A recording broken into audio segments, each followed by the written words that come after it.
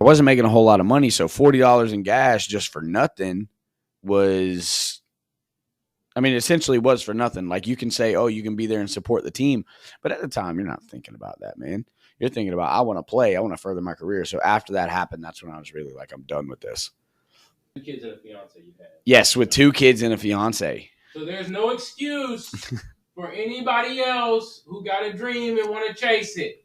And I was working full-time with one job and then part-time with another. I don't want to hear no excuses.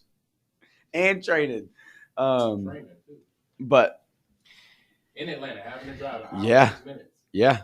Dude, 3 days out of the week, I would work 7 to like 5:30 with Kirby in the tree service. And I would have to have my clothes in the car because I would leave from our job site, go straight to training, and then get back home at like 10 p.m., 11 p.m., and then do the same thing all over again. But the way that I got through it is the same way that I still to this day get through everything, is just one foot in front of the other. That's the only way you're going to get where you're going. That's how you're going to get out that door. That's how you're going to get out the front door. That's how you're going to get to wherever you're going, is one foot in front of the other. So that's really how I got through it that first year. What you got to say to the people, Melchizedek?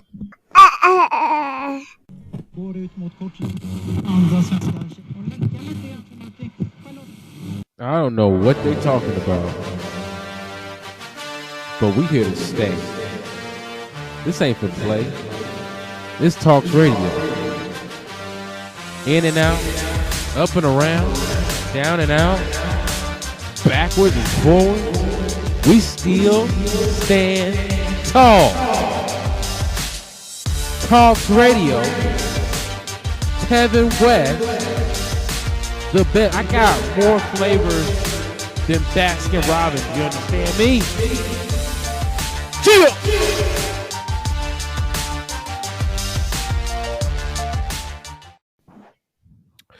What's going on?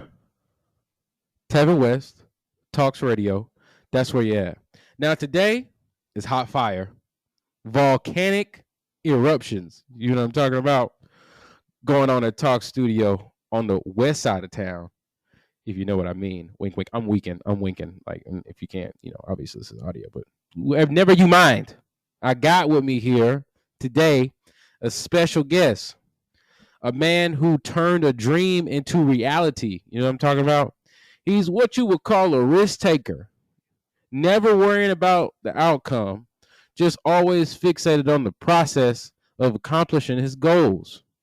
He spent half a decade as a professional soccer player with a capital P in the United States, making his debut as a pro, first with the Georgia Revolution, but then signing his first full professional contract in the USL Championship with the Austin Bowl, then making his way over to Chattanooga to play in the National Independent Soccer League, that's the NISA, with Chattanooga FC, and then looping back around to the USL, the United Soccer League's won with the former league champs Tormenta FC, that's in Statesboro, shout out to the borough, East Georgia, you know what I'm saying, yeet. Before spending half a season as a teammate of mine in the NISL, that's the National Indoor Soccer League, the Pro Indoor Soccer League, as my teammate. He was my teammate. We were running around gunning it. And then before running out his career in Hattiesburg, Mississippi with Southern State Soccer Club, he spends his time in the town running his own private soccer training business, Total Technique LLC, and coaching at our local youth club, Legion FC.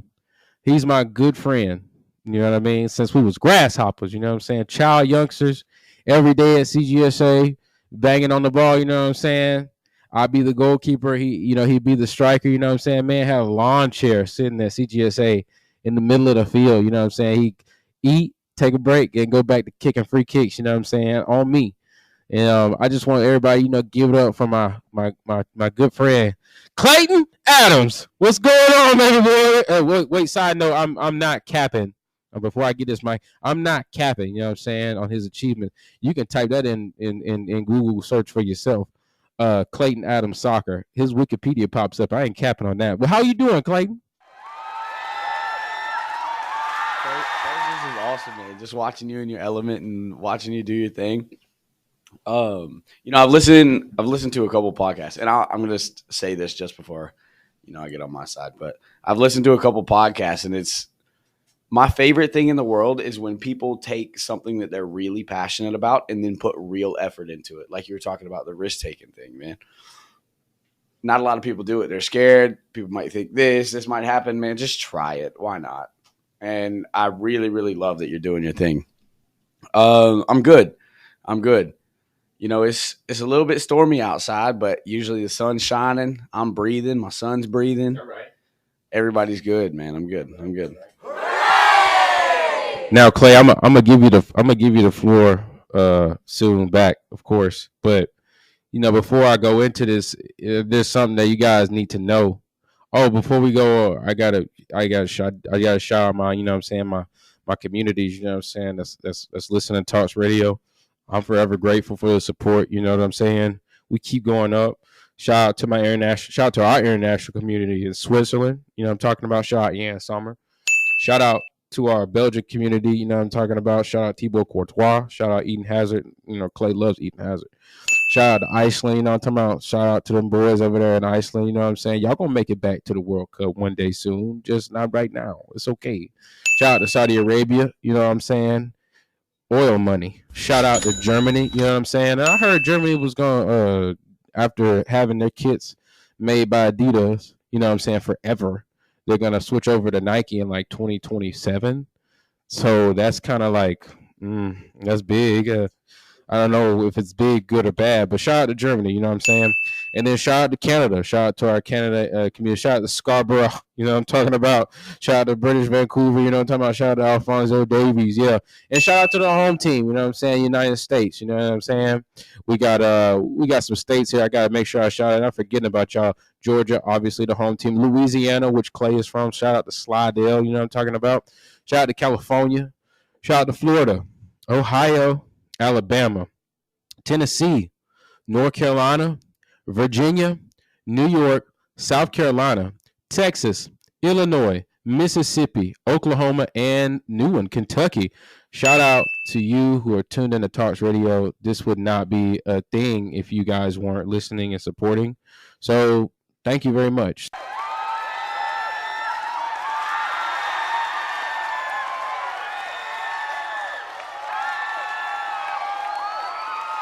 We're going to get into this right now. First question I got for you, Clay, is before I get in that, I have to tell you something else.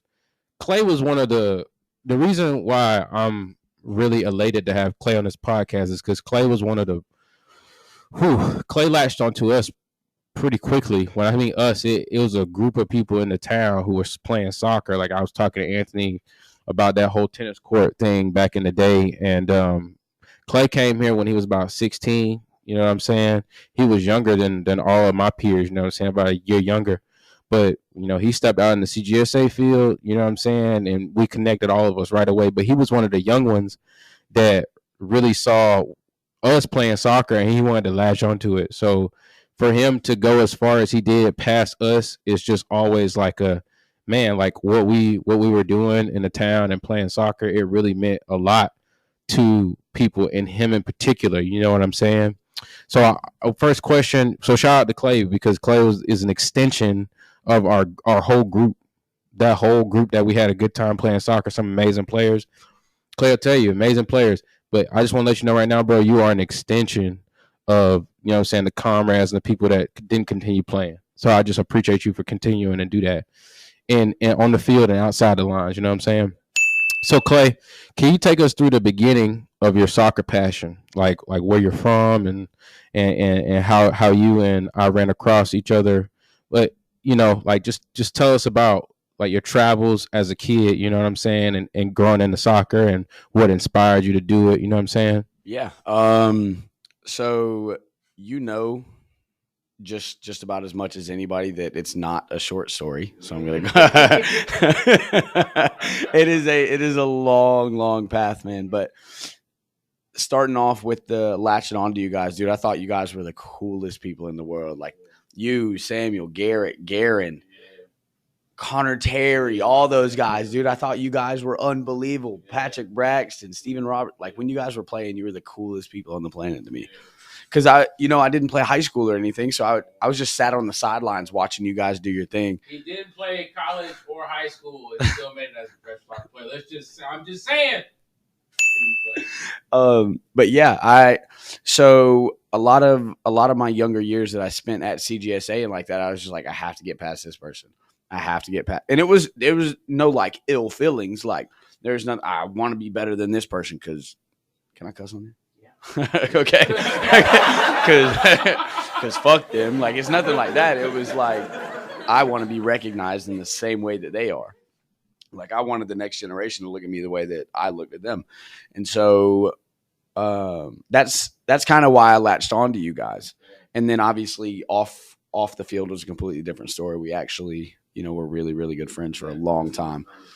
But yeah, starting from the beginning, I think I started just like everybody else. Like my mom put me in soccer. We tried baseball. We tried football. And I just wasn't moving around enough, so I got bored really, really easily. And so she put me in soccer, and it just kind of stuck because it was a real outlet for my energy. And still to this day, man, I run around like a madman whenever I play.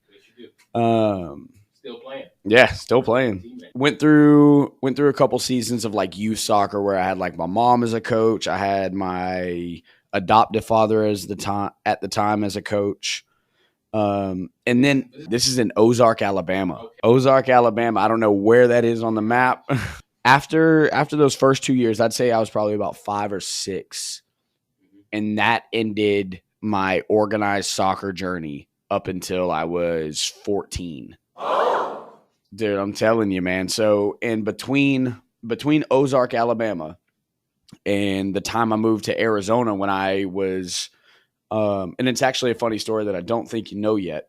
How I got on to Anthem Soccer Club, which was also a select team. I lived in Mississippi, Louisiana twice, Tennessee, Arkansas, spent time in Florida, and then went to Arizona. Yeah. So for those of you that don't know, my mom was a contract worker for a company called Aramark, and they deal a lot with like hospital stuff. They do a whole bunch of stuff, but she was a biomed. So she worked on like heart monitors and stuff like that. And wherever they needed her, she went because she liked to travel. And that happened, we're going with her. Can't go anywhere at 8 years old.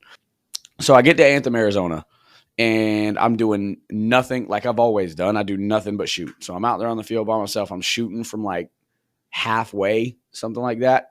And I'm 13, 14 at the time. So the director of the club is out there. He's setting up for practice. He approaches me. He's like, "Hey, do you want to play on the team?" Yes. And then that's where I met.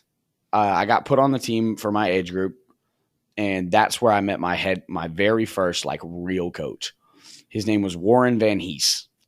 And funny enough, when I was in Austin, his son was playing for the FC Dallas USL1 team. Isn't that funny? That's so funny. Right? Soccer's a small world. You know what I'm saying? It's such a small world. And in the chances that he listens to this, his name is Rickson Van Hees. Right. He was the one that kind of was first like, you might be able to do something. Like if you keep going, and actually up until you, he was the only person that ever was like, yeah, that was like, you could probably go somewhere. I got some crazy stories about the coaches through CGSA. From him all the way up to you, it was, you need to think about doing something else. You're good, but you need to be thinking about doing something else. And so I got from Arizona, we went to Pennsylvania, where I played my only full season of high school soccer. I was a sophomore, but obviously there was like truancy issues because I was never a very punctual person. Like I understand what I'm supposed to do. I got other stuff to do, man. That's what I'm saying. And so I'm 15. I lived like 6 or 7 miles from the school. My mom at the time was heavy on the liquor. So there were a lot of days where I had to run to school and stuff like that. But if you don't get to school, I don't know if it was the same here, but if you don't get to school before 9 a.m., you can't play in the games that day. So I had a lot of games where I wasn't eligible. And I was a sophomore, and I started on varsity and then started on JV. So, the JV games are before the varsity games. I would play a full game for JV and then play and start a full game for varsity. And that's how my only season of high school went. But again, I missed out on a lot of games. One, because I was a shithead. Two, because of outside circumstances. And then that brings us to Georgia, actually, when I moved here. So I was late 15, turning 16 when I got here. And again, the same thing. I was just out there pumping soccer balls at an empty net and probably not hitting but one of them. the purple vapors, just everything. That we were going to be friends, bro. Yeah. I immediately, he was like, you want to be my friend? Like, oh, you're friends? Yeah, dude. Yeah, man. Yeah. Because and I was just telling one of my clients last night, like, it was super easy spending those times at CGSA just because that's all I wanted to do. There's nothing else I wanted to do. So there were a lot of years between leaving Ozark and getting to Pennsylvania where I was playing high school soccer, where it was just, I'm playing soccer by myself. Yeah. That's it. Like that was my entire upbringing. Cause I grew up in the early 2000s because I was born in 95. I grew up in the early 2000s. It's a millennial for you guys. Yeah. Where soccer wasn't a big sport when we were growing up, especially in, like the Section 8 housing and stuff like that. There was nobody played soccer, man. It was exactly. Yep. And it was more, and I think that's one of the reasons we latched on to like the more foreign players because over here, like the Landon Donovan, the Edson Buttles, what was Buddy's name that burned out quick? Freddie Adu. We can't relate to them, man. No, especially coming from like here and worse places, you can't relate to them. So I 100% agree about Clint Dempsey. And my beginning was a lot of soccer by myself. So obviously I spent a lot of time striking the ball. And then that brought me to CGSA where, again, striking the ball, somebody was like, hey, was it Jeff? Yeah, it was Jeff. Shout out Jeff. He's the only person that will, out of that whole coaching staff that's been there, that has given me shit, but also given me props. James Jordan never gave me props. He was so influential. Never gave you props. He influenced my game, but never once told me I was good at anything. I played every game. Like it was Scottish folks. That's what I'm saying. They're so abrasive. That's why I don't win nothing. But shout out James Jordan. Yes, absolutely. Great coach. I think he's a fantastic person, but I can't recall one time where he was like, that was really good. Yeah. Good job. Well, we messing with you, James Jordan. Absolutely. Big fan. Like you now. No, I'm a big fan. Yeah. And really, one of the biggest parts of my game, I learned from James Jordan, the diag. Hey, because that's what they do. Dude, I'm telling you, man. They're doing the long ball, get to the diagonal, I'm telling you. Put it down. Yep.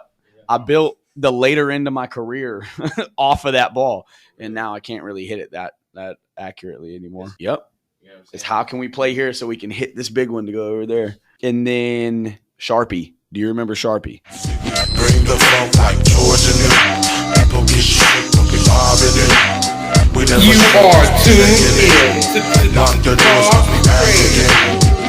I represent the crew with that voodoo. What you gon' do? Let me come through. Black Mob. I represent the crew with that voodoo. What you gon' do? Black Mob. I get my heat cocked. That's about 3 or 4 clips. Get a flosser on 17-inch whips. I'm about to clap till I die. It's West Coast. Baby girl, you are tuned into tOCS Radio. So Kieran, he coaches at. Oh, you talking about? But he used to drive the Saab. He used to play it shorter. Yeah. Was that him? Yeah. Yeah, he was doing the camps. He was doing the camps. Yep. Yeah, buddy had the big. He was short, but he was stocky at the bottom. Yes. Yeah. No, go ahead. So I played for. That was my last year at CGSA, was playing for him. Yeah. And I had always heard about how good of a coach he was and everything like that. And because of my birthday, I was technically I was able to play with Brandon Hagopian. No, Joseph was your age. My age, so yeah. You were playing with Everett? Yes, I was playing with Everett's age. I was able to play with Everett's age group and club. So when I played with you guys, I was playing 2 years up. Yeah. No, Braden's in your group. So you were really playing with Park. Was it Parker Shaw? Yes, Oh, you was playing with the group. The Yeah. Young boys. Yeah. Oh, yeah. No, for real. Connor McHugh, those Yeah, guys, stuff man. like that. Yeah. Big Daddy. Mr. Yeah. Mr. Nasty. Dude. Call him. Dude, I Connor wanted McHugh was crazy. I wanted to see him play further so bad. You know whose name I forgot to bring up when we were talking about like me looking up to you guys? Yeah. John Savage. Yeah. Carl Chester. No, we already. You already got it? Okay. No, Anthony was coaching him when Anthony had first started coaching at Hoko. He was coaching a young Carl Chester. Really? Freshman. We didn't even see that Carl Chester. We saw Carl Chester, Perry High School. Ambush. You know what I'm saying? He's UAB. making hearts. I never saw that. Yeah, I never saw that. But so Kieran was probably the hardest on me because at that point I was seeing kids go off to college and go and play, and I was like, what do I have to do to play college soccer? He looked me dead in my face and was like, you will never play college soccer. I was like, and I didn't, so he's right. Yeah, he is right. I did get offers though. I got offers from Middle Georgia. I got offers from Clayton State. But yeah, man, it was kind of a long, stretched out journey of a lot of individual soccer and then a couple years here and there without any tactical advice. So when I got to Austin and we were watching film, I had no idea what to look for. I couldn't tell you what a formation was watching a team play until I had played professionally for 2 years. It was wow. Yeah. We were like, how do you fix this problem? I was like, I have no idea. So that's lined you up for the second question. Before I do that, it's like, here's a life lesson. Cause for me, I like to tie sports into life. You know what I'm saying? Well, life lesson is a life lesson for you guys. You go from nothing to something. You go from not being known at all to your name being in headlights. You go from poor to rich. There is no middle ground.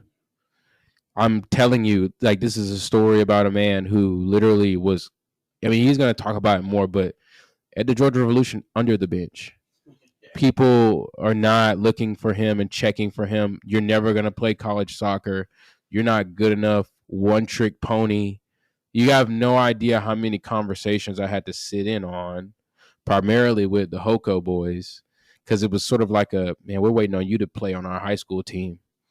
But it was like, since he wasn't able to play, especially that season they went to the state championship, 2013, he was supposed to go play on the team. He didn't. You have no idea, Clay, how many conversations I sat on.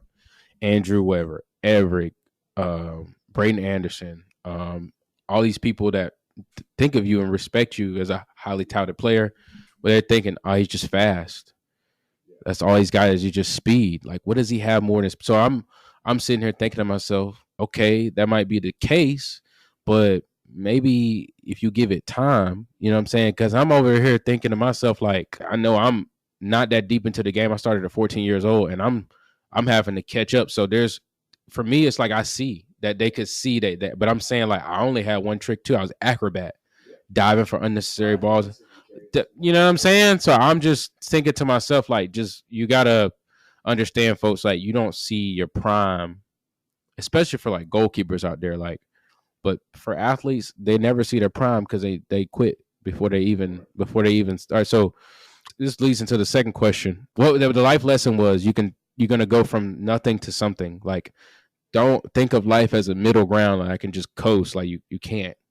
You're gonna be here, and then before you know it, like, God will put you in the spotlight, and then, like, bam, I'm in the spotlight. Like, you need to digest that information and go forward and apply it. So the second question is, explain to the audience. You know what I'm saying? Explain to us what it's like, you know, getting over that first hurdle, if you will, and getting to sign your first pro contract and the struggles that came before that. You know what I'm saying? Mainly the Georgia Revolution situation.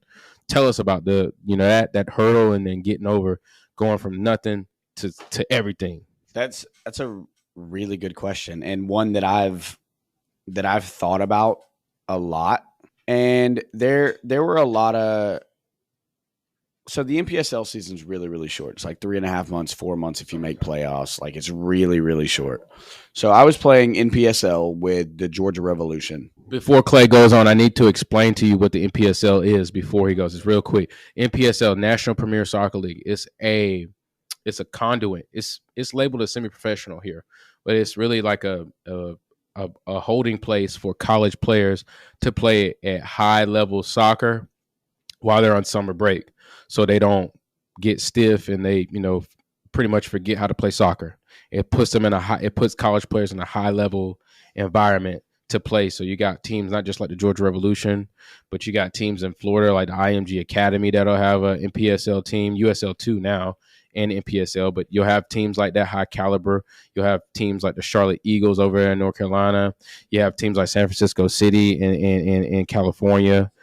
You know what I'm saying? Shout out to so they have Southern States has one. So that's what it is. It's a place where usually Division I, straight up Division I college players. So Clay is playing with kids from Stanford. He's playing with kids from Georgia State.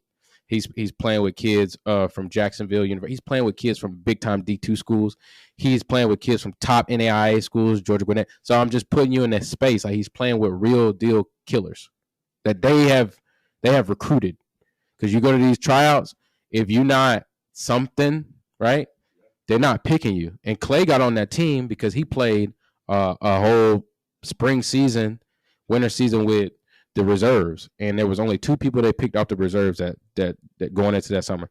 It was him, and I don't even know who the other dude was. So I'm just letting you. That's how. Sorry, Rodrigo. That's how thick it is. It's like there was only 2 people that got off the team from the reserves onto the NPSL squad, and he was one of them. So continue, Clay. So my summer with the NPSL, it was more. And I remember you would come over to the apartment when I lived out there on Russell.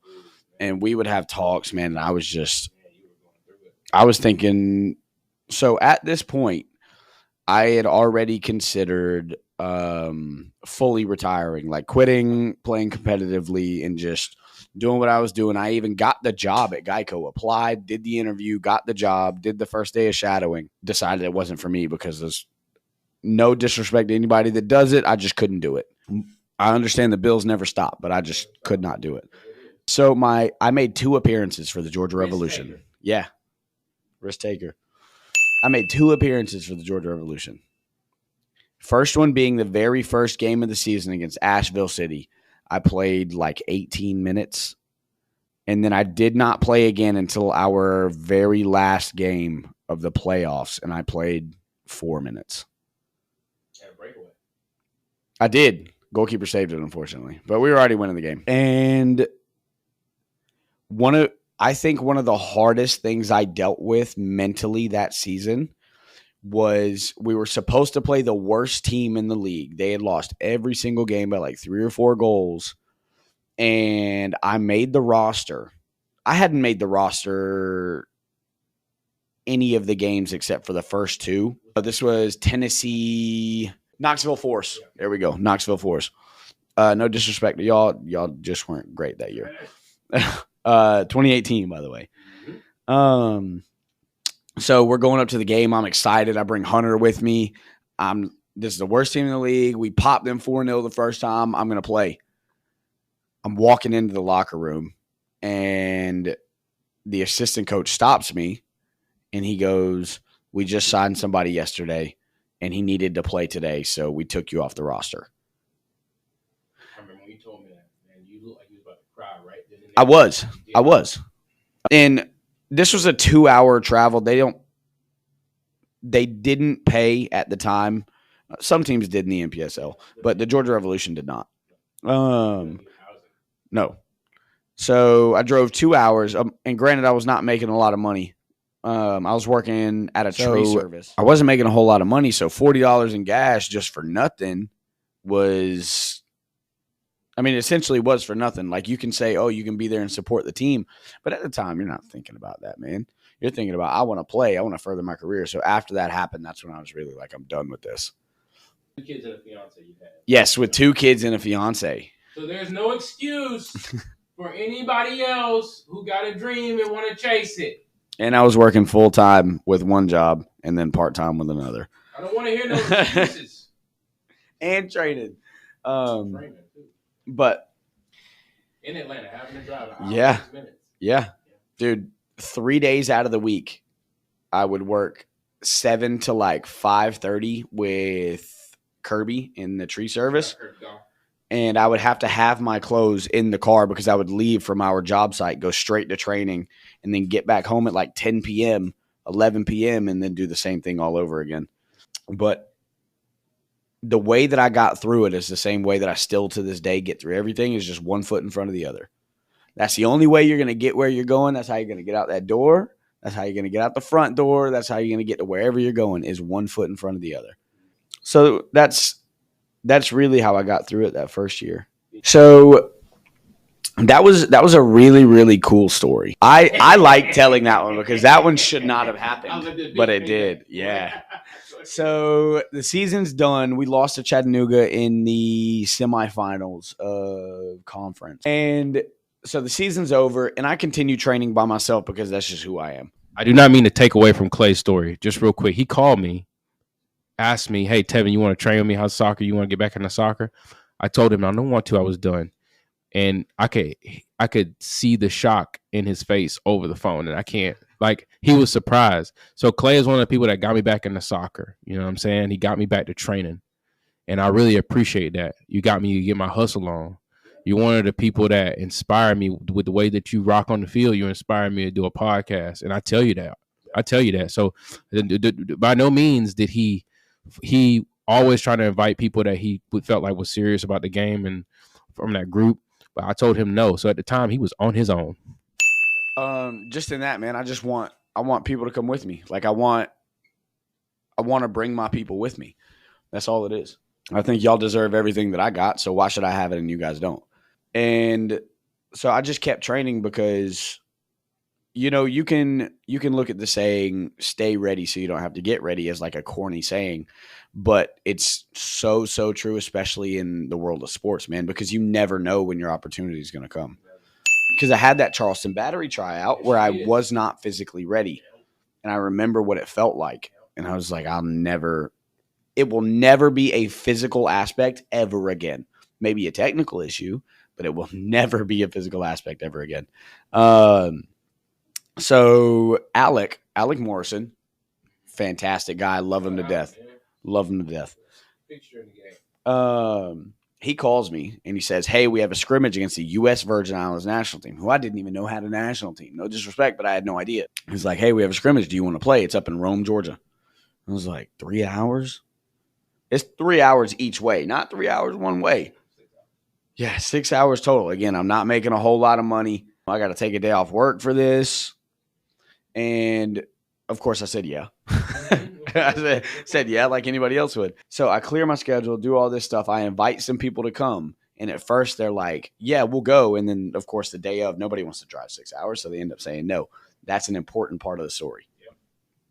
So they end up saying no.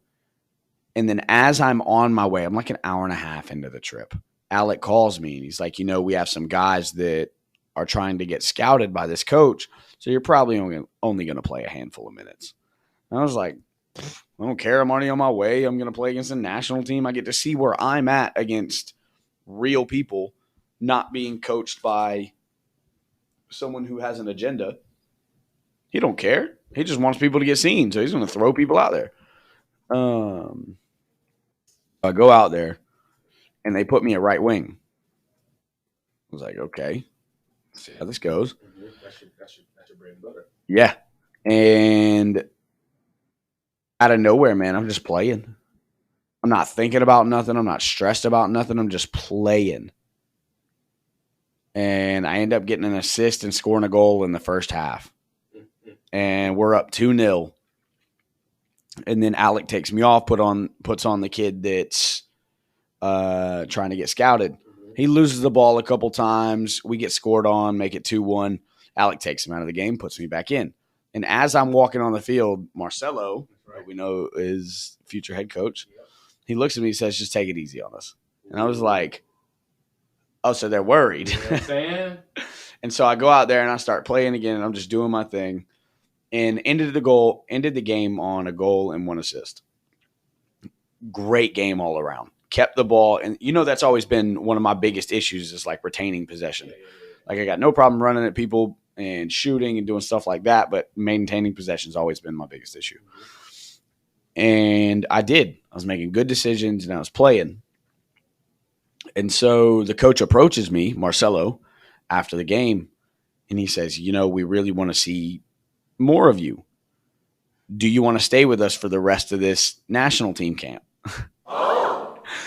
And this is why those friends not traveling with me was important. And I can't remember why, but I had spare clothes with me in the back of the car. Wow. Yeah, it's crazy, right? Wow. So I call Savannah, and I'm like, hey, I just got asked to stay for a couple days with this national team camp. Can I stay? I said, of course. So I stay there. I'm a part of the U.S. Virgin Islands national team at this point. Which is not off because you're a U.S. citizen. Yeah, exactly. So I'm sitting with the team. We're going to training sessions, 2 sessions a day, and then we end scrimmaging. Can't remember who we played against the final day. But I ended up playing for them, and then we ended up popping that team. And then after that, I'm speaking with Marcelo's assistant coach, who at the time was an assistant for Crystal Palace's futsal team, which I didn't even know they had one. But, right? Exactly. Oh, we gonna move on. Okay, you can't play no long balls in futsal, man. I can see it too. Yeah, right. So he's like, Marcelo just said, give him your number and he'll call you. And I was like, at the time, I'm not thinking about it. I'm like, all right, cool. Here's my number. Call me whenever. 6 months goes by. Mm-hmm. I continue training. Yeah. And he continued training. Continued training. That's the key word. Like twice a day, every single day. I would take some Sundays off, but not often. And Marcelo calls me in November and says, hey, we have a tryout in 2 weeks in Iowa. We need you to be there. And I was like, I don't know how I'm going to make that work. Flights are not cheap. I got to figure out if I can make it happen.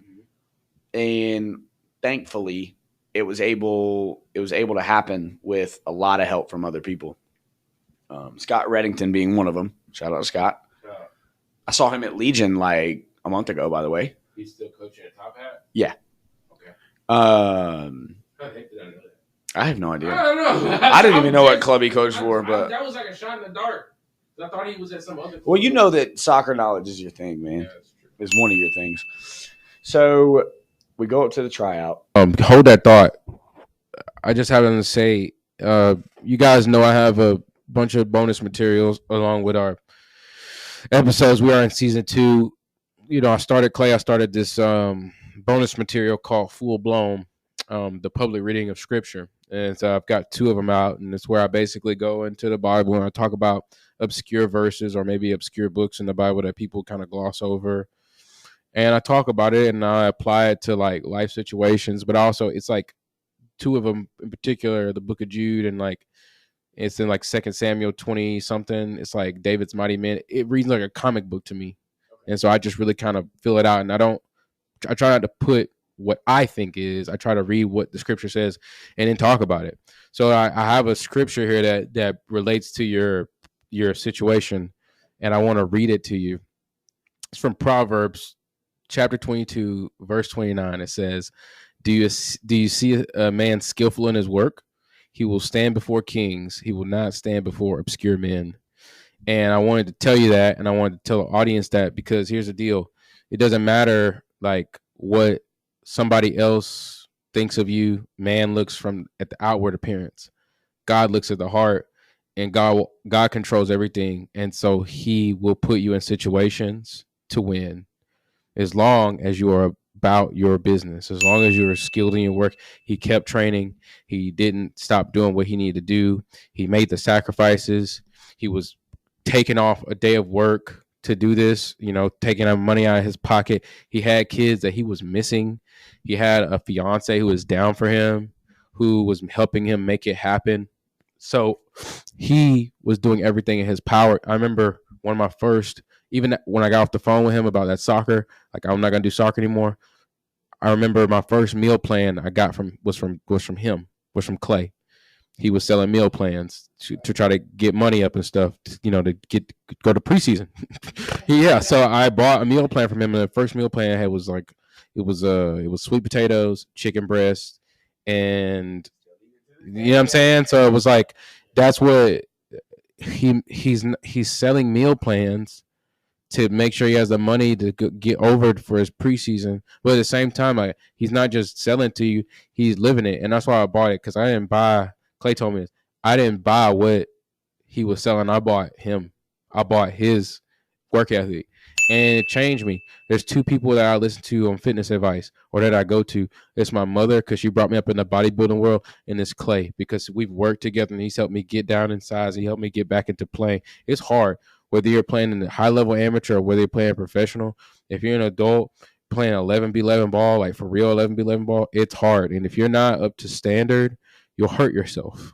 So I just want to tell you, bro, like, do you see you're a skillful man, and you were never, ever, maybe for a time, but you were never going to stay before obscure people. You were always going to be in front of owners of clubs.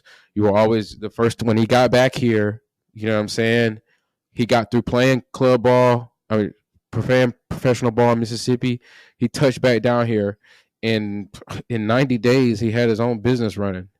And because of his expertise in the professional soccer realm, where it's not a lot of people in the town who really went out and stuck to it, you know what I'm saying? If they did, he has that knowledge, and people want to come to him. Engineers want to come to him. Computer scientists want to come. All the people who work in the town and do great things, they'll come here and give their kids to him. Basically, kings give their kids to this man, and he helps them be well, and he has a business out of it. He makes money. And so I just wanted to tell you that verse, because, well, one, I'm super proud of you, and the number two, let you know, like, even though you stood alone in that time, you didn't stand alone. So I really appreciate that, man. It all the stuff you're doing, and you can even attest to this, like, even something as simple as choosing to cook at home over going out somewhere to eat, even that stuff can get lonely and monotonous, man, because you feel like, especially when nobody around you's doing it. Now, think about living your entire lifestyle completely different from everybody. I don't have time to go here because I got to cook. I don't have time to go here because I got to train. I don't have time to go here because I got kids. But with that being said, I would rather that than the alternative.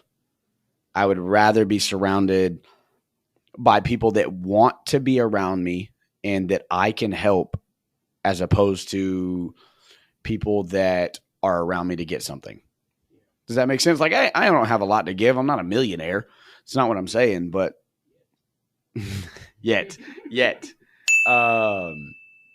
But those times can get really, really lonely. And I think you just reminded me that you're not really alone. It just may feel that way.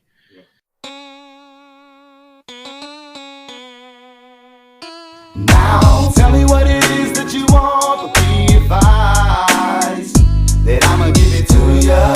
You are tuned in to Talk Radio. As a young grinder on the turf selling sacks with white boys, Filipino browns and blacks.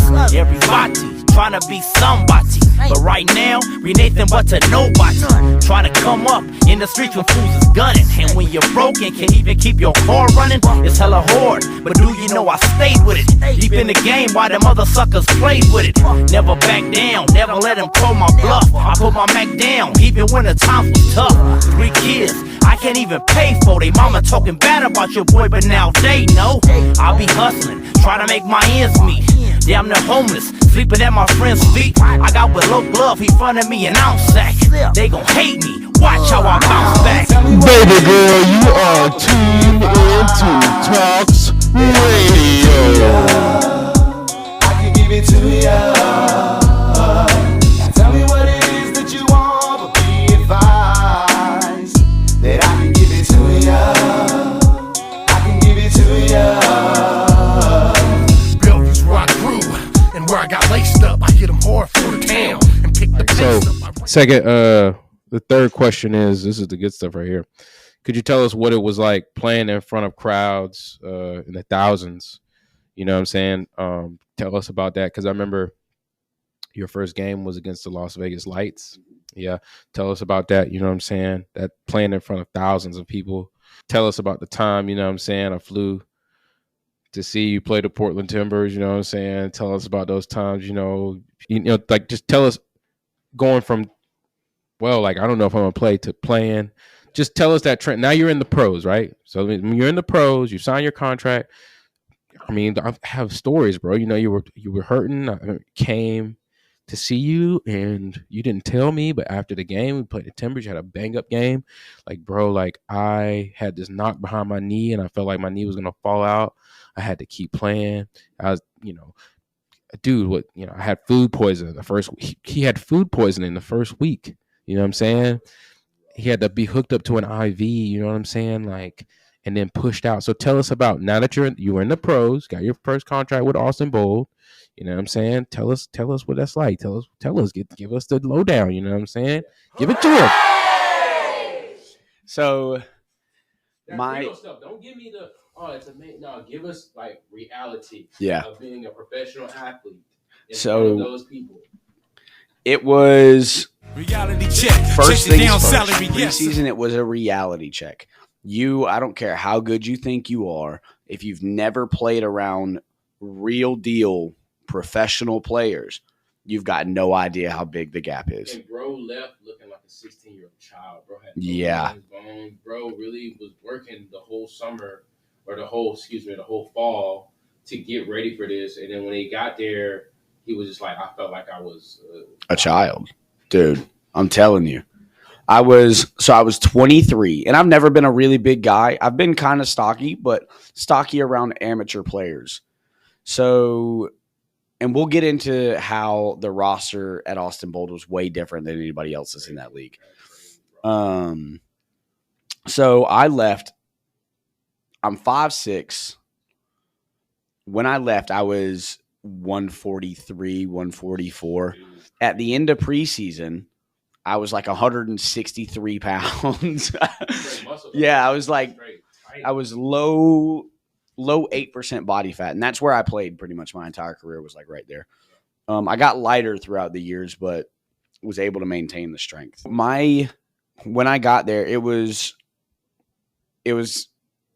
unlike anything you've ever seen. So we go in, the fitness, and I don't think I ever told you this, but the fitness is on such a different level. You're not just straight running. There's none of that. But the intensity that you have to play at and how hard it is. Texas. Yes, in Texas.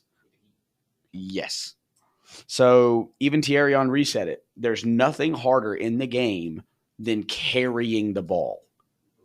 So when you're driving with the ball and people are hitting you, you're using your core, using your legs, using your arms to fight back. There's nothing harder than that. And I'm not a goalkeeper, so that's speaking strictly from a field player's point of view. And that's my entire style of play. So I'm fighting against people that are 40 pounds bigger than me. You're 6'2", 6'3", 108. Yes. No. These are professional athletes that have been for Bayern Munich. Yeah.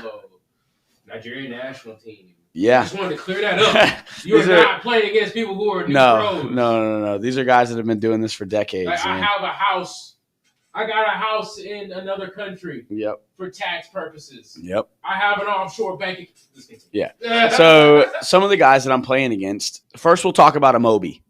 Okay. Amobi played over 10 years in the MLS and then came here, played with them at Austin. Unreal. Jermaine Taylor. Jamaican International. Houston Dynamo alone. Yep. Houston Dynamo, Seattle Sounders, DeMarcus Beasley, Jamaican International. Played in the Prem. Yep. Sian McFarland. Yes, Sian McFarland. Still balling. Edson Brofheid. Tell us, man. Tell us credentials, bro. The Dutch national team played in the 2010 World Cup final. Played for Bayern Munich. He was the left fullback behind Frank Ribery. Played for Lazio, played for Serie A Italian club. Yeah, played for FC Utrecht. Funny enough, do you remember when Utrecht was affiliated with? Dude, that's crazy, man. Isn't it? It's crazy. It's so crazy. It's crazy. Yeah. No, how in the world that happened? I have no idea. Javi Baez. I did not realize how big of a player he was in Mexico until Samuel came. Huge. Stayed with me after training to help me work on my finishing. He's the reason I can strike a ball from outside the 18 first time like I can. Yeah, I didn't have that. Like, I could strike it off 2-3 touches, no problem. But off the first touch, it was from him. And I ended up scoring a lot of goals like that. Sonny Guadarrama, multiple year USL veteran, played in Liga MX as well. Chris Tierpak, MLS. Callum, with the headgear on. Diego Restrepo. UVA legend. You know what I'm talking about? Oh, man. San Antonio FC.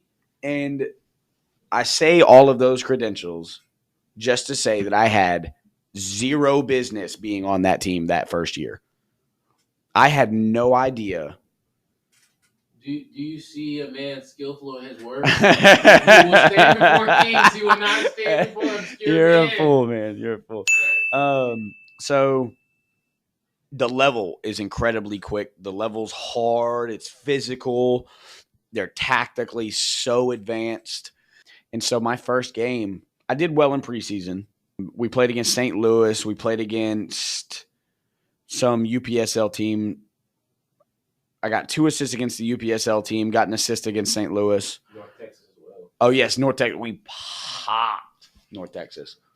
Popped them. Before I give it back, I just want to let you know, like, in youth soccer, there was this thing that we were obsessed with. It was like R3PL. It's probably ENCL now. It was like those divisions were like those kids were like top tier. They played the top of. So he's playing against North Texas DA Academy team. Developmental Academy is like the top in youth soccer. That's you're playing against MLS academies and other pro academies in America. He's playing against the top youth prospects in America. Trashing them. And he never played top club ball. No. That was also, so because I wasn't in the starting lineup, we also had to go do fitness for the first half. So I played the second half after we had just done fitness. But my debut against Las Vegas Lights. So we traveled to Las Vegas. We're there for 7 days. Crazy. We did not get into any of that stuff because obviously we're there to work. And the guys that I'm with are solidified professionals. Promise was my roommate. Rest in peace. Rest in peace to moms too. Yeah. Thank you, sir. We're getting ready for the game. We're warming up. And they're doing all the fireworks. You got mascot Elvis Presley on a motorcycle in the middle of the field with llamas. Yeah. It was the wildest thing I've ever seen in my life. 8,000 people. Say it again, please. 8,000 people for my debut. Bruh, 8,000 people is crazy. I come in the 72nd or 73rd minute. So I got some time. To work. For those of you that don't know, coming in at the end of a game is almost harder than starting it just because you have to go in and immediately catch the tempo. You can't be behind. You have to immediately catch the tempo. So I get in there, I start playing, and I'm running up and down, I'm doing my thing. And then out of nowhere, we get a free kick in our half. Callum plays a 70-yard ball into my path. And this guy played in the MLS. He was a 6 in the MLS for multiple years. He knows what he's doing. Drops this thing in my path. I take one of the best first touches I could have. I don't think my first touch could have been better in that situation. And I see Andre Lima, who is multiple-year Brazil veteran, crash in the box. And I'm like, this is what I do. I run and I cross. This is what I do. Easy. No problem. And I hit the cross. Goalkeeper touches it out. But that was one of our only chances of the game, and that was on my debut. Yeah. I'm bringing down a 70-yard ball from an MLS veteran in front of 8,000 people. Yeah, dude. And these goalkeepers are good. Like, these goalkeepers very good. Like, they're like top bins. Yeah. So don't think that he's just saying, like, oh, the goalkeeper. No, the goalkeeper. No, he dove out to the 6. Like his life on the line for that. He's out here. He dove out to the 6. Yeah. The 6-yard box for those of you that don't know. And funny thing is, you don't hear the crowd. No, of course not. You don't. You're so tuned into like what's going on, and you have to check your shoulders. You have to listen for what people are saying. You can't hear a word that your teammates are talking about, so don't think that you're hearing that. But it's just silent because everything's in your head. And we ended up tying that game 0-0. Which is technically a win for your first game. Yeah, dude, that is an inaugural game away in a full packed out stadium. We'll take that. We'll take that point. So it was a huge jump, but one that after that first game I felt like I was ready for. And this is it. I can do this. I can do this. Yeah. Okay, so after I had a good showing in Las Vegas. I did not get picked for the squad in Reno, so I missed the next 2 games. So playing against Reno, yeah, it was something weird. They unfortunately, yeah. Shout out to y'all boys over there. Unfortunately, they folded, which is sad for everybody that was involved. You know, you hate to see people lose their jobs. They folded, and then the team came back home to play against San Antonio, which I did not make the roster for that game either. So I played the first game, didn't make the roster for 2 games. We had a huge roster, by the way. We had a roster of 27 or 28. So it was a real fight to get on that roster. Roster of 18. And so I make the roster for the Phoenix Rising game. The year before, Didier Drogba played for that. And if you know anything about soccer, you know who Didier Drogba is. I don't have to say a word. So I'm like, why am I not playing against San Antonio, but I'm playing against Phoenix Rising? It is the occasion. So it's at home. It's my home debut. We're up 1-0. I get put on in like the 80th. So I got about 10, 15, depending on how much injury time there is to work. Just to give you the setup, you need to feel this. Like he's telling you he's about to come up to the game. He's playing first home game. He's in. He hadn't been to listen. The stadium is inside a racetrack called Circuit of Americas. You know what I'm talking about? And the stadium's in there, but it's like you look down into the field and it does nothing but hold heat. So this man is in a soup bowl. Like it's hot. The crowd is there. He's feeling it. You know what I'm saying? Talks Radio, Clayton Adams, Clay, you know what I'm talking about? Professional debut at home is there. So let us know what's going on. You know what I'm saying? You are tuned in to Talk Radio.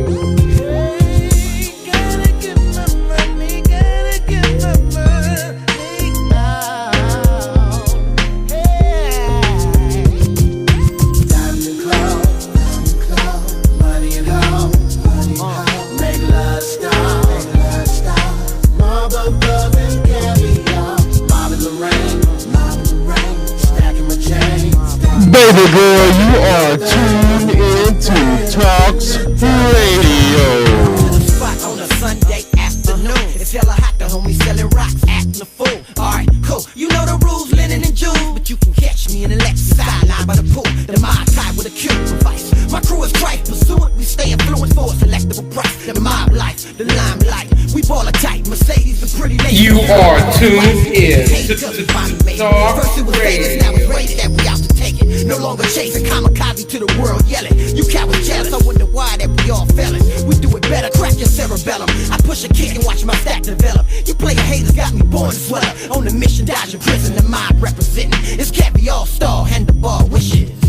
Diamond clothes, money at home, make love stop. Mob of love and caviar. Mob in the rain, stacking my change. Cause it ain't no thing, cause in the town that's So Marcelo calls me over, and it's hard to hear what he's saying whenever you're warming up because you warm up near the goal, and all you can see is you're just watching out of the corner of your eye because you don't want him to see that you're just staring there waiting to see what exactly. So he calls me over, and they called me Speedy at the time. They called me Speedy Joe, and the only reason he put the Joe on it is because he said he could not call me Speedy Gonzalez because I'm white. So. Hey, it was funny, right? Yeah. So they called me Speedy Joe. So whenever he called me over, he just called me Speedy. So he said, Speedy, let's go. So I go over there, and I go in, And this team ended up being the team that wins the league. So they win the entire league. They end up scoring 100 goals that season, which in a 32-game season is ridiculous. Ridiculous. That's what I'm saying. Oprah, baby, just handing out goals. I hit the post twice in 8 minutes against them. I played 8 minutes and hit the post twice. And also got put in a blender by Solomon Asante. He was this guy. He played for Phoenix Rising. He's from Ghana. Didier Drogba handpicked him to bring him over. Handpicked him. He is 5'3", maybe on a good day. And he was the sharpest player I've ever played against. I thought that I was good at changing direction because that none of y'all have seen me play, but that is what my entire game is based upon. And he spun me one time, and I just kept jogging. I was like, I'm going to go do my job up here near the center backs. Y'all can have him. Dude, I'm telling you. And he had been playing for 90 minutes. I'd been playing for like 8, 9, 10, something like that. He put me in a blender. But anyways, I hit the post twice in 8 minutes. So I leave that game, and I'm like, I'm doing this. I'm a threat. Like, people have to worry about me. I'm quick. I know how to run in behind. And I can strike a ball. So that game goes well. And what game? I miss out on the next 2 games. Okay. So at this point, I'm like, I'll play 1, miss 2, play 1, miss 2. Which my first year, I haven't played pro, I haven't played college. I'll take the experience that I can. So here's where it starts getting rocky for me. My next game was against San Antonio in the U.S. Open Cup. We're beating them 4-1. Marcelo calls me over. And I'm playing, I'm dribbling people. Like a couple clips of my highlight taper from that game. Like I was playing well. I was beating players. There's a clip I beat like 4 or 5 players dribbling through the midfield. His highlight tape will be in the descriptions. Yeah, there you go. So I'm feeling it. I'm rolling, and then we get a penalty, and Marcelo tells me to take it. And I've always backed myself on penalties just because it's me and the goalkeeper 50-50. No. I've never exactly. I've got no problems with it. No problems. And I've been like an anxious person before I play, but as soon as the pressure's there, I'm fine. And the goalkeeper's talking to me. He's saying all kinds of stuff that I'm not going to repeat on here. And I can hear Amobi behind me. He said, I need you to run up to him as soon as you make it. You need to run to him as soon as you make it. And I hit it, and he saves it. But here's the thing is he dove one way and I went to go the other, and I didn't strike it as cleanly as I wanted. The power was there. The direction was not. He saved it with his foot diving the other way. And then I went to go finish it again, and I didn't check my shoulder before I went, and Andre Lima could have just finished it. And I ended up hitting the post again off of that penalty.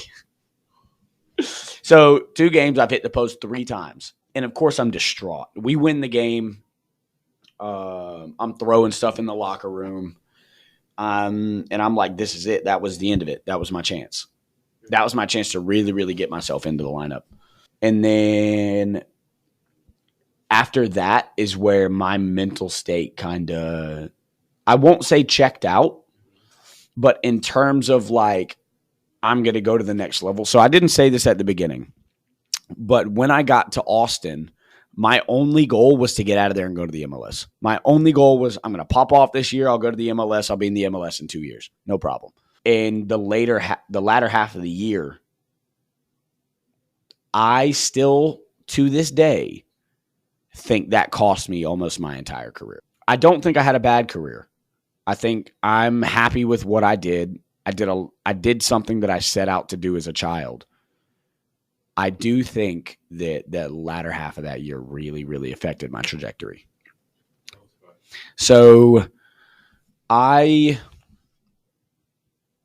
separated from Savannah, and so now I'm a single professional athlete in Austin, Texas. Which is the hub of Party Town. Yeah. So I started getting involved with and I had never been I had drank before, but I had never been go to clubs and stuff like that. Like I'll drink with the friends and stuff like that, but I've never been like a club goer. Exactly. That changed quick. So I'm doing all that stuff. I'm going out drinking after games. I'm drinking on weekdays. I'm doing all that other stuff, having parties at the apartment, and doing all the things that if you want to have a long career in professional sports, stuff you don't do. It's that simple. Alfonso Davies said it on a podcast. He said, you can do what you want to, but alcohol will kill you. Alcohol will kill you. He said that's the biggest thing for an athlete is alcohol.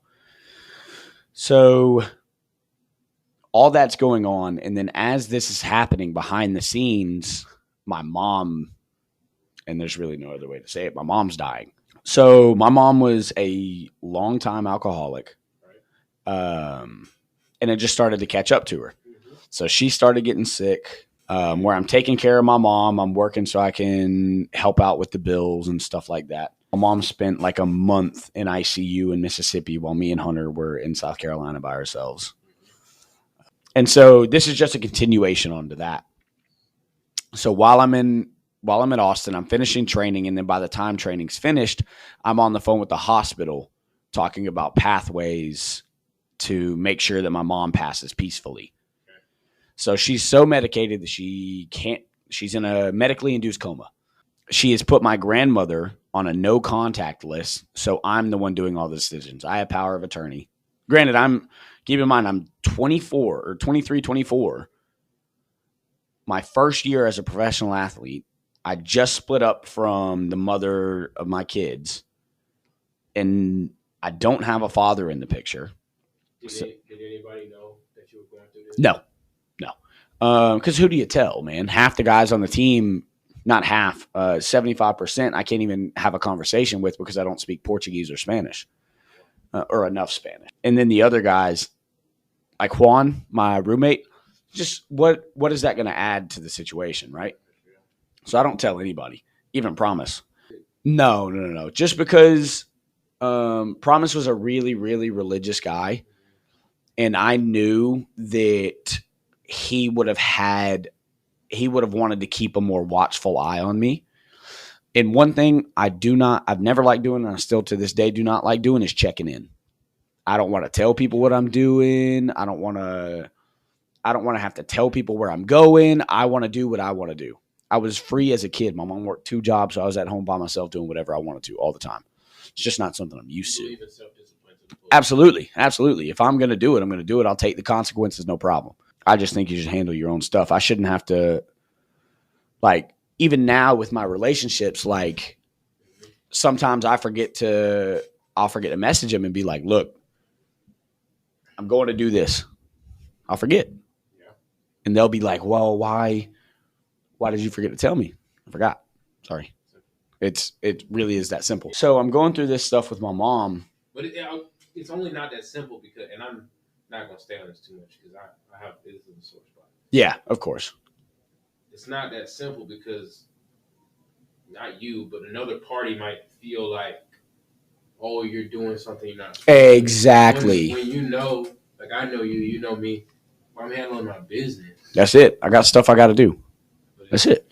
No, I completely understand. So I'm not talking to anybody about this until I absolutely have to. And none of it's that real to me at the moment because they're just phone calls. And so we're headed to an away trip. We're headed to play Orange County. So we were going to we were going to play Orange County. Okay. Yes. And so we're sitting in the hotel. Shout out Huntington Beach. Yeah. Yeah. They're on the line. We're sitting in the hotel, and my roommate at the time is Andre Lima, who speaks only Portuguese. I speak no Portuguese. I know how to say good morning and how are you. That's it. And then, so everybody's at the hospital. My sister's there. My grandmother's there. My brother's there. I chose not to go. My grandmother offered to pay for the ticket. I chose not to go. I spent a year and a half taking care of my mom, getting her dressed, going to pick her up from the police because she was so disoriented that she couldn't drive or couldn't work. I didn't think that I needed to see her at that time. So I didn't go. I chose to go play in Orange County instead, which I do regret. You regret it? 100%. Because that was the last time I saw my mom. I was picking my brother up from her in 20. No, I take that back. She came to the house and came to see Rowan. So she saw Rowan before she passed. Rowan is my son. So I didn't think that I needed to go see her. My sister hated me for it. Yeah, we're good. Because I made the decision for what was going to happen to her, and then I didn't even go see her. So you can imagine how that sits with you. So we're going to the away game, and I get a text from my grandmother, your mom passed. And I'm sitting in the hotel room with Andre Lima. Turn my head, and I just lose it. But I have to cry silently because there's somebody else in the hotel room that has no idea what's going on. And so I sit there for like 45 minutes to an hour, just letting it go, keep it as quiet as possible. And then I contain myself, make it to the lobby, go outside, and I'm walking to the gas station. And this guy approaches me out of nowhere. For some reason, people like to talk to me when I'm walking around. And he's asking me, funny enough, about my legs. He's like, I'm a big fitness fan. What did you do? I was like, I play soccer. He was like, oh. And we start getting into the eating and stuff like that. And I was like, you just got to be really good about what you eat. And he's like, well, man, I got a problem. I'm an alcoholic. And I was like, why are we having this conversation? Because that's what literally killed my mom like an hour ago. And so this guy is venting to me about how he's had so many troubles and he's been an alcoholic for 15 years and might not have been 15, but he was an older gentleman. Hope he's doing well now. Do not remember his name for the life of me because I was kind of in a traumatic spot. But it was just really, really weird to me that happened right then. So I text Marcelo and I'm like, hey, this just happened. Can I exclude myself from team dinner? And he didn't say no, but I needed to be at team dinner. So I'm sitting at the dinner and I'm again trying to just not look like the worst thing that's ever happened to me just happened. Right. So I'm sitting there in a room full of 30 people trying to make sure that they don't know. Yeah. Grown men. Yeah. Grown men. Marcelo stands up and he says, I have an announcement, and announces it to the entire room without me knowing. Like you were gone to use the bathroom? No, I was there. Like you didn't know he was going to. I had no idea. So everybody just like, y'all can't tell, but I just snapped my neck one way. Everybody looks at me and they're like, oh my God. I was like, I don't know what you want me to say. Like everybody's coming over to shake my hand while I'm trying to eat my food that's got my tears in it. Like they're trying to give you that's what I'm saying, and I appreciate it. But they're from different countries, so the way they deal with death is like embrace. Exactly, and I'm not that person. Yeah, for sure. More of a self-isolating kind of person. Yeah. And so all that happens. So we have to play Orange County. I made the decision to be there, so I got to deal with the consequences. Right? I'm playing. Yeah. He pulls me in. It's 1-1. I get a chance to win the game with like 3 minutes left. Yeah. Like I talked about earlier, I'm really, really good running in behind. So I'm playing right wing, promises playing center forward. I see that he gets the ball to his chest, and I'm like, I'm going. Make a run. He flicks it on.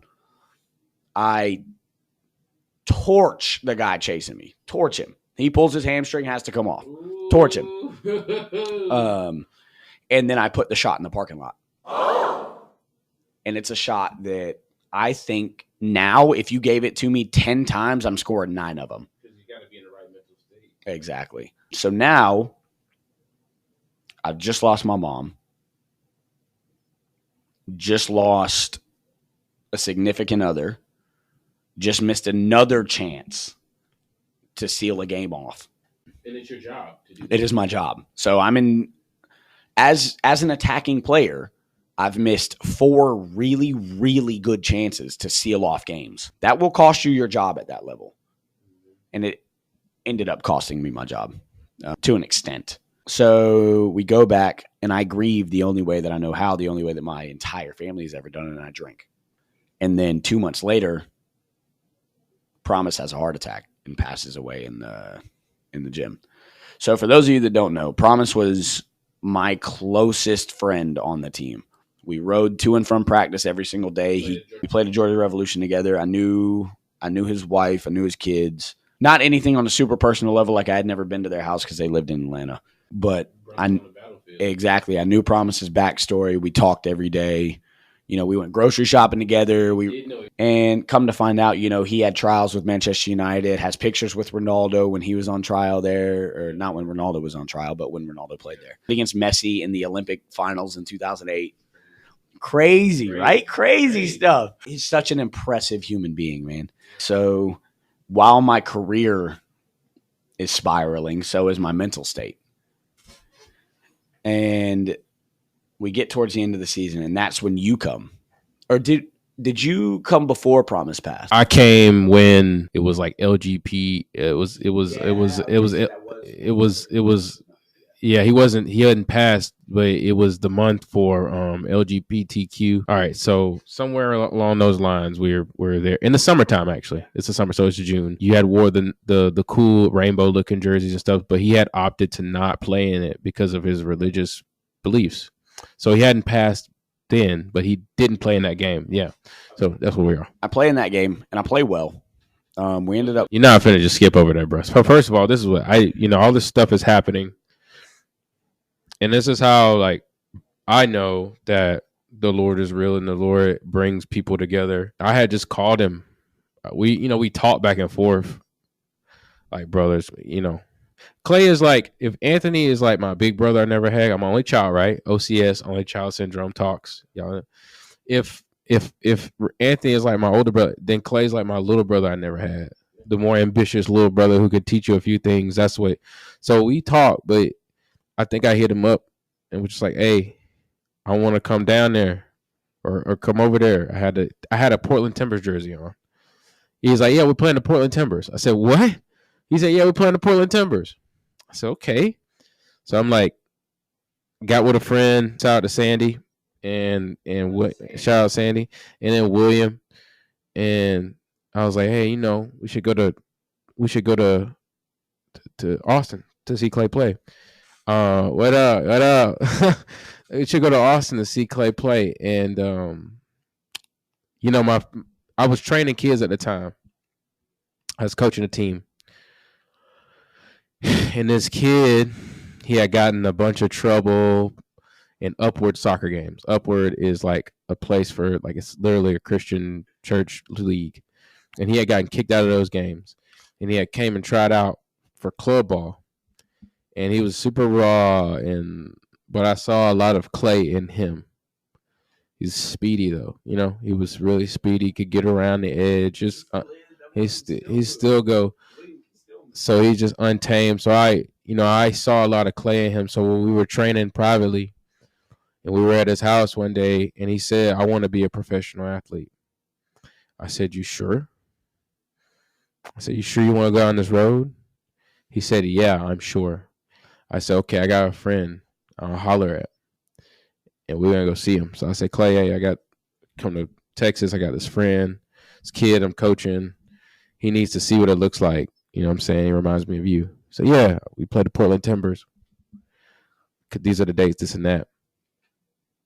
We didn't discuss whether he was playing or not. So this is where the miracle comes into play. And I don't believe in coincidences. I don't believe in things happening on accident. I believe in providence, like God working in it. So I was like, all right, get on the plane. And the whole time, like, I'm actually not really, as much as I like to think, I wasn't really worried about, well, what if you don't play and this and that. I'm just like, I want to see my friend. And I want him to, because even at the end of the day, even if you didn't step on the field, he knew you were a professional. He was going to see the atmosphere, and you were going to get a chance to meet him. I didn't know what that was going to look like. So we go out there, and then Clay, I want to tell this part, and then you can expand upon it. Because I'm going to tell you, we meet him. I got to stay with him, meet his roommate, Juan. His roommate was a goalkeeper. And he... So it's I'm like learning things from him. This dude trains like a maniac. I'm learning how to... And me and Clay have, we get back together. It's great. It's lovely. We have a fun time. This is the part I want to get to. Game comes, get in the game, but we get to drive in the players' parking lot. We get the player pass because we have to take Clay to the game. So we get the whole... I didn't know this was going to happen, guys. So I'll drive in where the players' parking lot is. We go in. He comes and meets us hours before. We get his jerseys, you know what I'm saying, with his name on the back. So we are there, and we're fully supporting him, you know what I'm saying? It was really a moment from our heart. It was really a moment, but it was about letting Clay meet William. So the game starts. He's selected on the game sheet. He's already telling you he's not. We don't know. He's on the game sheet. He doesn't start. There's only 3 at the time. There was only 3 subs in professional soccer. So it's 3 subs and that's it. Yeah, that's right. So it's 5 now, but it was 3 back then, and it's been 3 for hundreds of years until recently. That's so crazy, right? So changed so much. So first sub, come on, it's not him. Y'all go up 2-0 though. You go up 2-0, and there's this goalkeeper from the town, like the original town, Oakland, California, San Jose Earthquakes Academy, Kendall McIntosh. Boy, he's in the MLS now, but he was playing for the Portland Timbers, reserve team at the time. These are MLS players. These are like one call away from the MLS. Like they could be next week. They be playing it in Austin, Texas. Next week they could be playing San Jose. Next week they playing LA Galaxy against Landon Donovan. Second sub, it's not him. So I'm not even worried about nothing at this point, but just being in the thing and support. Third sub comes 80th minute. Clayton Adams steps up. Do you know how loud we got for Clay? Like, bro, and then it was just kind of like the crowd knew, but the crowd didn't know. So but they knew after the game. So he gets on. First of all, bro, let me tell you something about professional soccer, bro. It's a team sport, but on the field, individually, you gotta pull your own weight. So he's having to fight off 3 or 4 dudes to get the ball off and find space. So they're not doing him any favors. And then he puts one of the defensive backs in a bender. He puts him in an absolute blender, bro.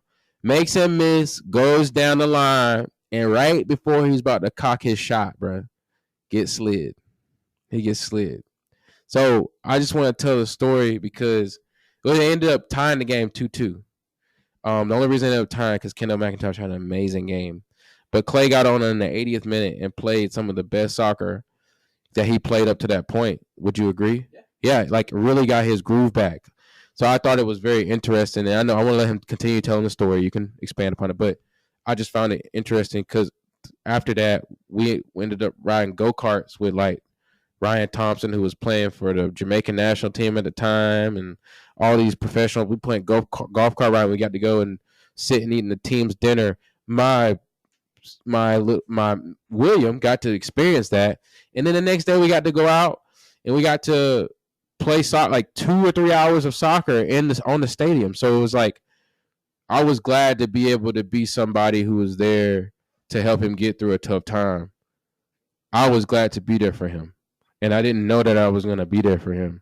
So I'm glad that I was there, in your tough time. I forgot completely that I was in your tough time. So thanks for allowing that. Thank y'all for coming, man. That was a really, really cool experience. And obviously Sandy and William have had a huge part of my life now. Yeah. And I would not have met them if it wouldn't have been for you. You belong with them, man. I knew it. They're good people. They're good people. And if William listens to this, even though he can be a shithead sometimes, He's a good kid, and he has all the potential in the world. He's just got to put it in one direction. But yeah, so at the end of that season, did I play again after? Did you? I don't remember if I played again after that Orange County game. You play against LA Galaxy? No. I was on the roster a bunch. Yeah. Like, I made the roster pretty consistently after that. Just don't know that I played again.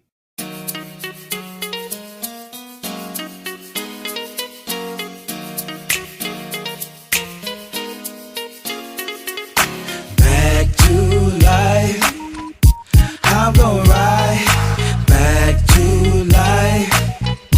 I'm gonna get my back to life. I'm gonna ride back to life. You are tuned in Nigga, traffic off to Talk What Radio. Fucking the back my ride, they come out, checking my places, stickers for that Hollywood stiz eye, bone foes, paint this eye, full bro, double pump, Holly Burkin, dress eye, keep going, don't stiz eye, keep hard, leave them where they are. Where I'm from, we go done, and get away off in the car, right there, yeah, and talk. You are tuned in to the opposite, stop me from going so in the now wait, think I'm running him, cause we fucking with the police, ground it versus shit. Think these beats can beat you, didn't know I'm out of fire, be quiet, drive to run a 5-0. GP stop, I think not, you got me fucked. Just like liquor with the supercharger in my truck. GP stop, Baby girl, you are tuned into Talks Radio. I'm gonna ride back to life. I'm gonna get my back to life. I'm gonna ride back to life. I'm gonna get my. That kind of leads into like the whole spiraling thing, because like I'm not playing. I feel like I should be playing. We're now losing games. At first we were winning and tying games. We were undefeated for a good bit. Yeah. We had a really, really good low block. It's not all bad. Like, he had success in the trials. Like, Absolutely. Even during the rough times, like I was still going out every day, still succeeding, still doing what I wanted to do. Still training twice a day. Even every though day. he's going through the hard things and he's, having issues with alcohol, don't mistake it for him not putting in the work. No. I can do all this other stuff, but I'm never going to stop moving. Hot tech, that's what we call it. So the end of the season comes around, and I'm starting to get resentful of people because I'm an angry person at the time. And you're not going to know this about me, but when I was younger, I was a very, very angry child. I wanted to fight. I wanted to do this, all this other stuff. I was a very, very angry. Wait, did boxing? Yeah. I was a very resentful child. All right.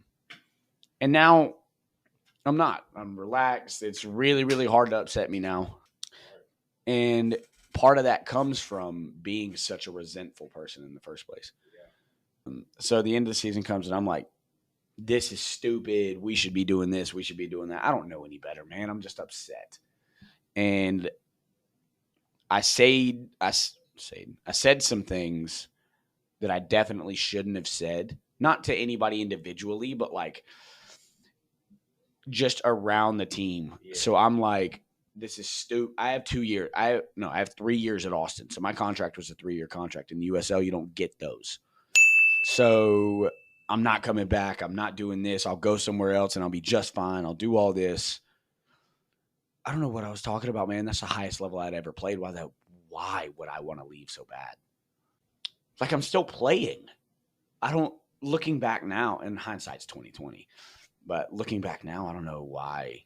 I know why I was upset. I do not know why I let it affect my soccer. And so at the end of the season, we agree that they're going to pay out the rest of my contract and I'm going to find somewhere else to play.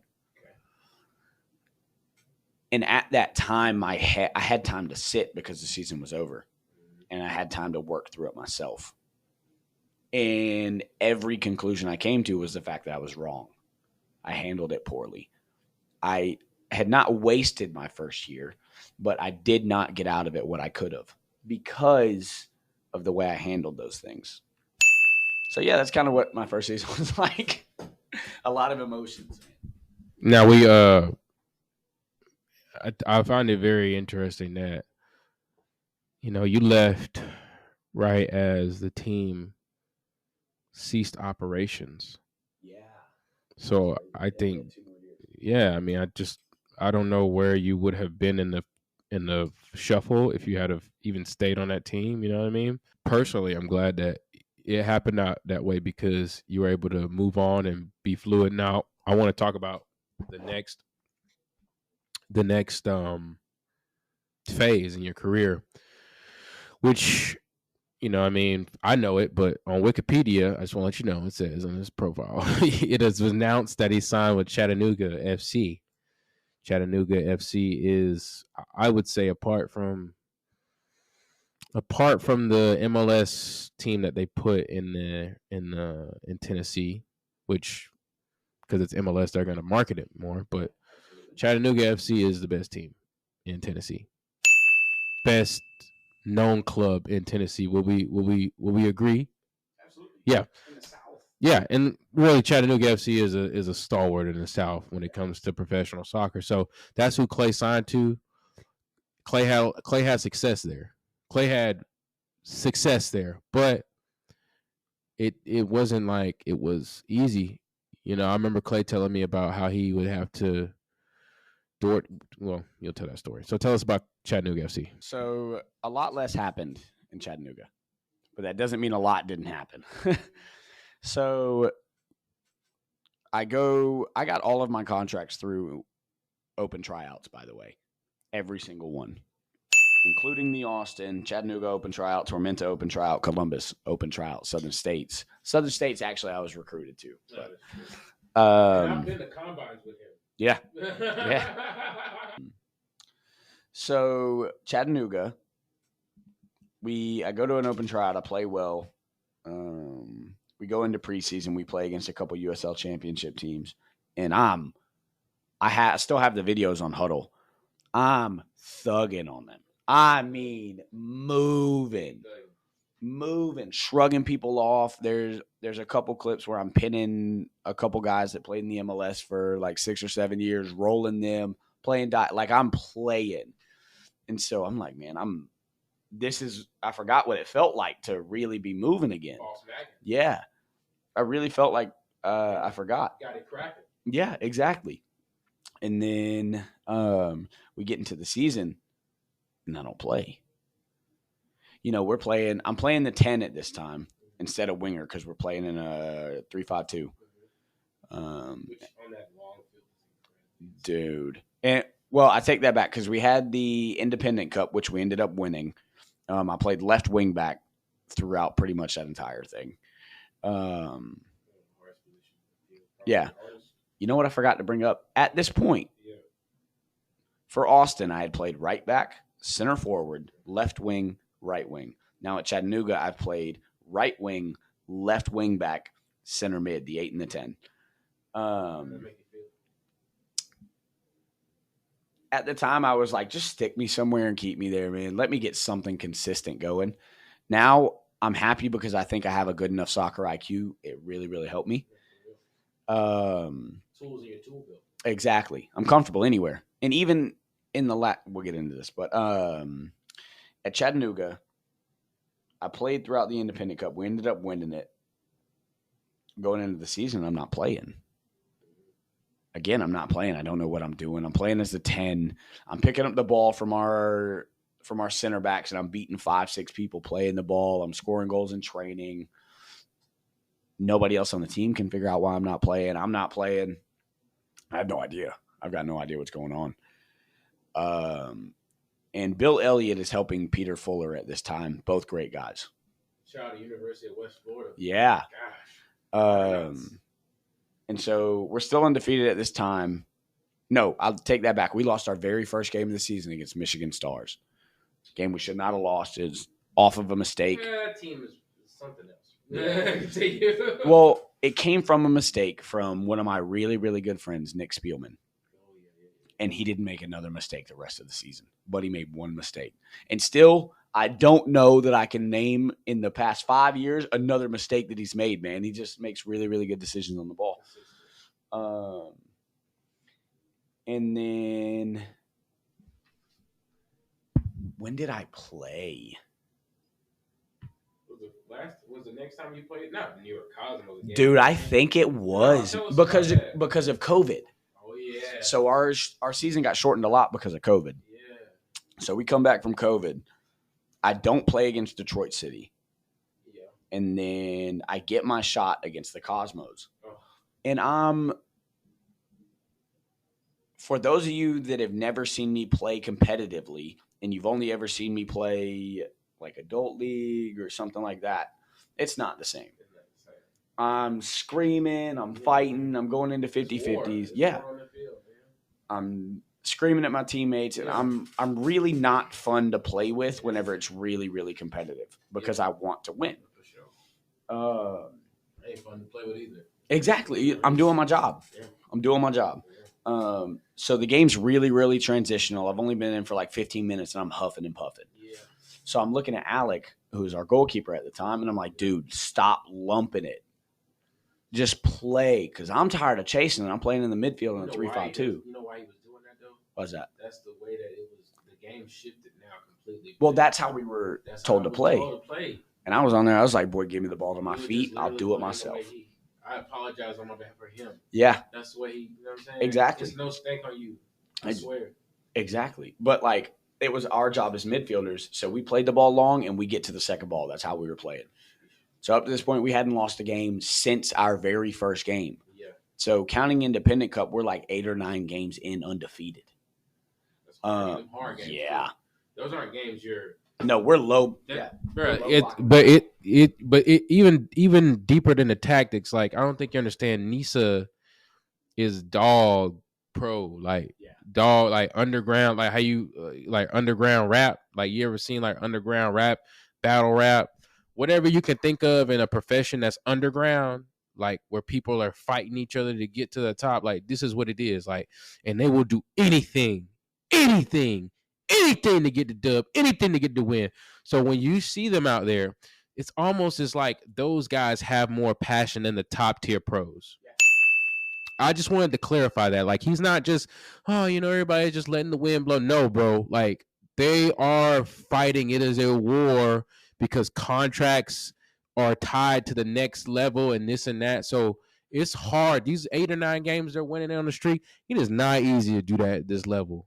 It's one of the harder levels to get it done. Because guess what? Even if you are winning, people are still gunning for you because they can't switch off at that level. So the way I would compare it is, Ben Foster, the goalkeeper from the Premier League. So he has his podcast, right? And he talks about he doesn't think the goalkeepers in the Premier League could play in League One or the Championship because it's a completely different game. So that's how I would view Nisa that first year, because that was the first year that they were a league, compared to like the USL. USL, you got the Wake Forest, you got the Stanford guys that are popping the ball on the floor. Everybody's moving it. It's nice. It's technical. And if you good, they're going to give you a second. Exactly. Nisa, no. Everything's a 50-50. Everything's you're up in the air. You're fighting for it. Everything's bouncing. It's ugly. Exactly. You're fighting for everything. So I'm back there at the top of the 18 screaming at Alec, relax. And this Chattanooga, so we got like 5,000 people maybe, so it's loud. It's crazy. Yeah. So I'm screaming, relax. We're playing. It's 1-1. Was it Cosmos on that thing? Yeah. It got rain. We had the rain. Yeah, that's right. So it's a hectic. We've never beaten them before in the club's history. Ever have ever beaten them. New York Cosmos, that's the team that Pele played for. Yes. Just letting you know. Big team. Cosmos of old, like they're touring in the 1970s, the world tours because they have Pele. Yep. That's the New York Cosmos he's playing against. So we're playing against, and I'm screaming at Alec, stop, relax. And then I see him get ready to let it fly. And so my job, if I want to play the next game, I need to be on the other end of that. As soon as he does it, I put my head down and I just start running. Just up the field, just start running. And then I see Topher, my boy Topher, gets up, wins the 50-50, ball falls in the midfield. My job to get it. Yep. So I'm there onto it. And picking up second balls is something that I'm good at just because I'm quick, right? If he was in England, bro. So I pick up the ball, and it's 1-1 in like the 82nd, 83rd, something like that. I pick up the ball. I shrug somebody off, and Brian Bement makes a fantastic run, and the better decision would have been to play him. I didn't. I decided to take the other center back one-on-one. chop him, and I'm shifting onto my left foot like 30 yards out. Ball's bouncing. It's raining, 82nd minute, 1-1, ball's bouncing. I'm like, I don't have it in me not to hit this. I let it fly. And I tell all the kids that I work with now, you do not need to watch the ball.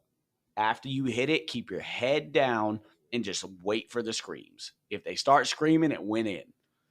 And so I hit it, and I was like, wow, I caught that really, really well. Because, you can feel it.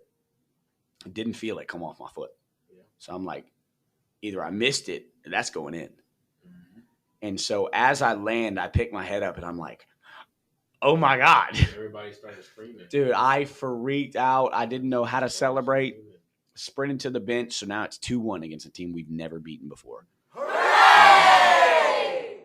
We go on to win the game. I had a good rest of the game. I could have scored a second, but I tried to chip the keeper from halfway. Yeah. You did. Well, not chip him. I tried to wrap it around him because he was so – I got a corner out of it, so yeah. Quick word from our sponsor at WESTside Healthy Snacks and Cereals. Somewhere between clogged arteries and heart disease, premature deaths, and late night clubbing and hookah sessions, we've forgotten about good old Father Time. Perhaps we ask ourselves, what are we really thinking? All that badass eating, smoking, and late nights ain't good for you. We should get the most out of Mother Nature's ingredients, not hinder them, and remind ourselves, this ain't sweet. We can die if we don't take care of our health with our silly food. Marvelous things in this world we can produce, but you can't see that if you're stuffing your face. WESTside Healthy Cereal and Snacks, keeping you alive at least till 75. WESTside Healthy Cereal and Snacks has no way to scientifically prove that our products keep you living till 75. We just say that because we can. You got to put the work in. Okay, I just want to let everybody know, he talking about that game winner blazer that he hit. There's a guy on the field that I played junior college with. Then was Darwin Espinal, and he was playing for the New York Cosmos. And I remember Darwin Espinal scored. He went to school for 2 years in junior college. He scored 29 goals. He scored 24 goals and like 14 assists his first year, and he scored 29 goals and like 18 assists in second year. And FIFA create your own star numbers. And then after that, this dude named Thomas Rongen was coaching at the Tampa Bay Rowdies, which is a USL team. And it was like, you coming to play professional. And he found himself playing against Clay. And I thought that was so crazy because I had been on the field with him, and he scored a game winner on me, and Clay scored a game winner on him. I will, we ain't there yet, but Clay ended up being my teammate. But I want to say something. I brought a friend of mine to the game. These things, man, it's not by accident. Like, Clay was the third sub in that game. This is before 5 subs. He was the third sub in the 80th minute again. And I did not know if he was going to play or not. So I'm, and my friend is like, my friend, I'm telling my friend, like, hey, like, this is my boy. This is my childhood friend, like Clay. Like, he is Delonte. Shout out Delonte Johnson. This is my man. He's good. He's like, yeah, bro, I would definitely believe you. But it's one thing when somebody believe you and then they see it. He wouldn't shut up about you. He was like, bro, that man is a dog.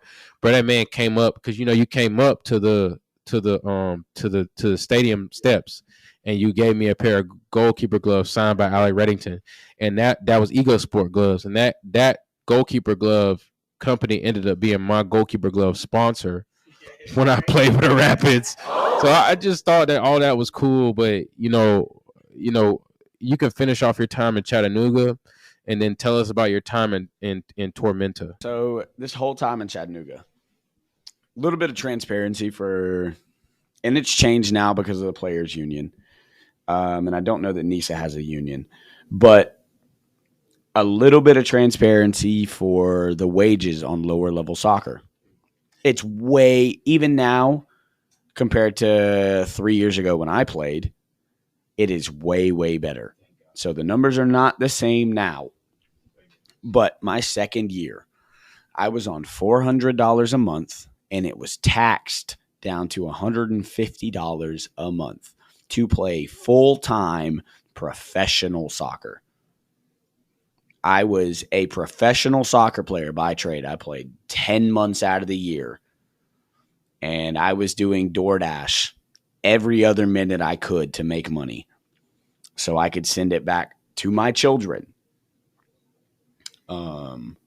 And I was on food stamps in Chattanooga because we knew a lady that worked at the office, so we were able to get verified for it way quicker than most people were. So I was not cheating anybody out of food stamps. I was income based. I was right there. I just got cleared faster than most people. That's all it was. And that's how I got my food. Housing was free, so all I needed to pay for was gas, which that $150 a month covered. I ended up being able to pay all of the bills that were coming out of the household that my kids were in due to DoorDash. All of my bills were handled by the $150 a month, and then my food was handled by the food stamps. So making it work. Yeah, for sure. That's it, making it work. That's what men do. Yeah. Didn't have a choice, man. I played the next game against, so we win against New York Cosmos. That puts us top of the league. One game left in the season. We play against New Amsterdam. End up coming in late. I don't know how I didn't start that game. I still to this day have no idea how I didn't start that game. So I go in against New Amsterdam and I'm playing again. I'm connecting passes. I should have had an assist, should have had a goal. Got a free shot. You was down on the Dude, I was playing. My assist, and I'll show you after this. My should have been assist was ridiculous. I end up being the highest player because I'm playing the 10. We're playing a 3-5-2. Brian Bement, he rolls. I play the ball into his feet. He takes a touch out. I roll into his spot because obviously we need somebody to occupy it. He turns, plays my feet. I spin with the outside of my foot. With my left foot, I play the ball between the two center backs as Sean Hofstadter's running diagonally, and he just hits it wide. He's a one-on-one with the goalkeeper, hits it wide. That should have been my assist. Dude,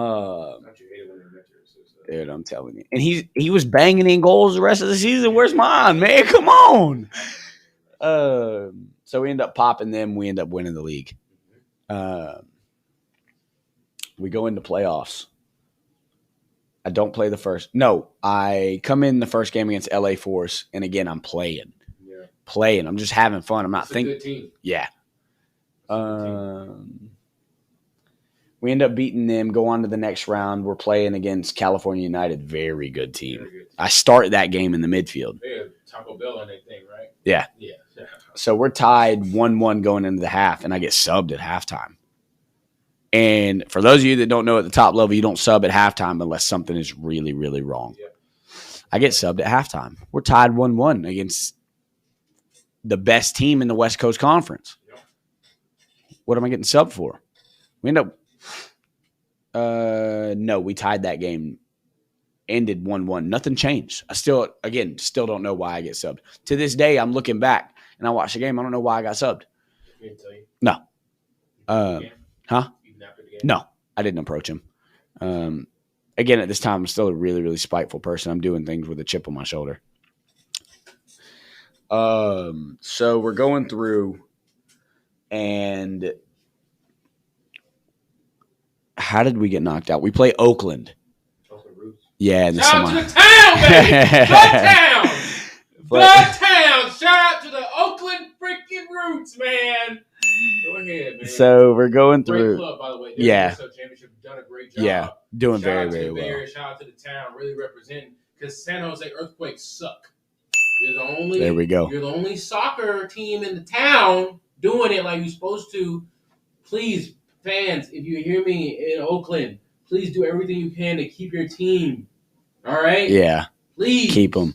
Because There's they're no good. Bay Area soccer doing it. San Jose Earthquakes San Jose is in the Bay Area. They are the last team in the Western Conference. They suck. All their owners want to do is collect their dividends. So we're playing them. They go up 3-0 in the first half. We pull 2 back. One of them being a ridiculous goal from Ryan Marcano, who was later a teammate at Southern States, and my roommate actually. A ridiculous goal. Scores a bike in the semifinal. And we don't end up pulling anything back after that because our comeback just started too late. So one thing I forgot to touch on is this entire tournament, due to COVID, was in a bubble.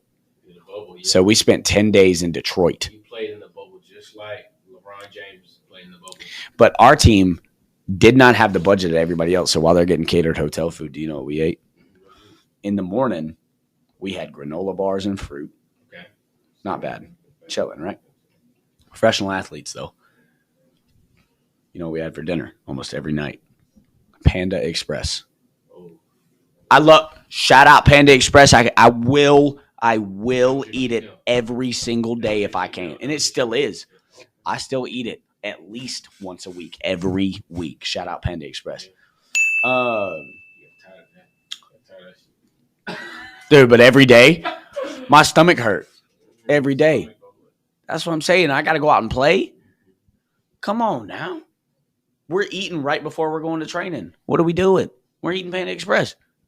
Not 3 hours before? No, right before we're going to training. Silly. Just silly work, man. Silly work. Spend some money. Let me get some pasta, man. Come on. You're not paying me. Where's my money? Get up. Sorry. We're going to get into that Rapids thing. Oh, okay. So, yeah. I don't end up playing. And then my contract doesn't get renewed. Normal thing for me. Can't seem to keep a contract. And then I get in Tormenta. And this is a team that I was trying to get to. And I was telling my agent, I want to go. He was like, you probably shouldn't. And I was like, I want to go. And even in your agent's ignorance, I don't care. Even in your agent's ignorance, do you feel like he was right or wrong for to give you that information? Like you shouldn't go there. I can't really say either because I think it was down to me. So I missed. You were the only one getting your contracts. You were getting your contracts. Exactly. I ain't let this pass. All right, I listen. If you are a professional athlete or an aspiring professional athlete, if you have an agent, which like a lot of people in the NFL, like not a lot, but there's few trailblazers that are doing business without agents. They're getting litigators to do it, so you have to pay them as much, or maybe just a fee to talk to them. If you have an agent, that agent works for you. You don't work for the agent, and if the agent wants to act like he owns you, then you do what Clay did and you go do it yourself. This freaking guy was trying to be a rapper and do whatever else he wanted to do with his time except for be an agent to Clay. And every time I seen Clay get a contract, it was on his own. Every time I seen Clay Adams get in a situation where he had to go out and thug it in a combine, that was because he went out to go see it. His agent wasn't there to check on him. If his agent was there, his agent was looking at somebody else, worrying about somebody else. So if you got an agent, if you're thinking about getting an agent, just make sure that agent works for you. Because every time that I saw my friend Clayton Adams getting a opportunity in a position, it was not because of his agent. When we were at the Columbus Rapids together, midway through the season, not even midway, probably like a little bit like early midway, he got a chance to go to Southern States, pay lucrative contract. They tracked him down to find him, and his agent has nothing to do with that. That is a shameful business, and anybody who is in that business, you need to be cautious of how you treat your players. You need to be cautious about the business that you do, because right now your agents is looking pretty damn faulty. It's disgusting. So you need to consider your ways when you're an agent, because you're going to literally blaspheme the way that it is done if you don't do it right. These people that you are working for, they have families to feed. They have livelihoods that they stake and they put sports onto it. It is your job to get them the best commercials. It is your job to get them the best situations. It is your job to get them in front of the people that they need to get in front of.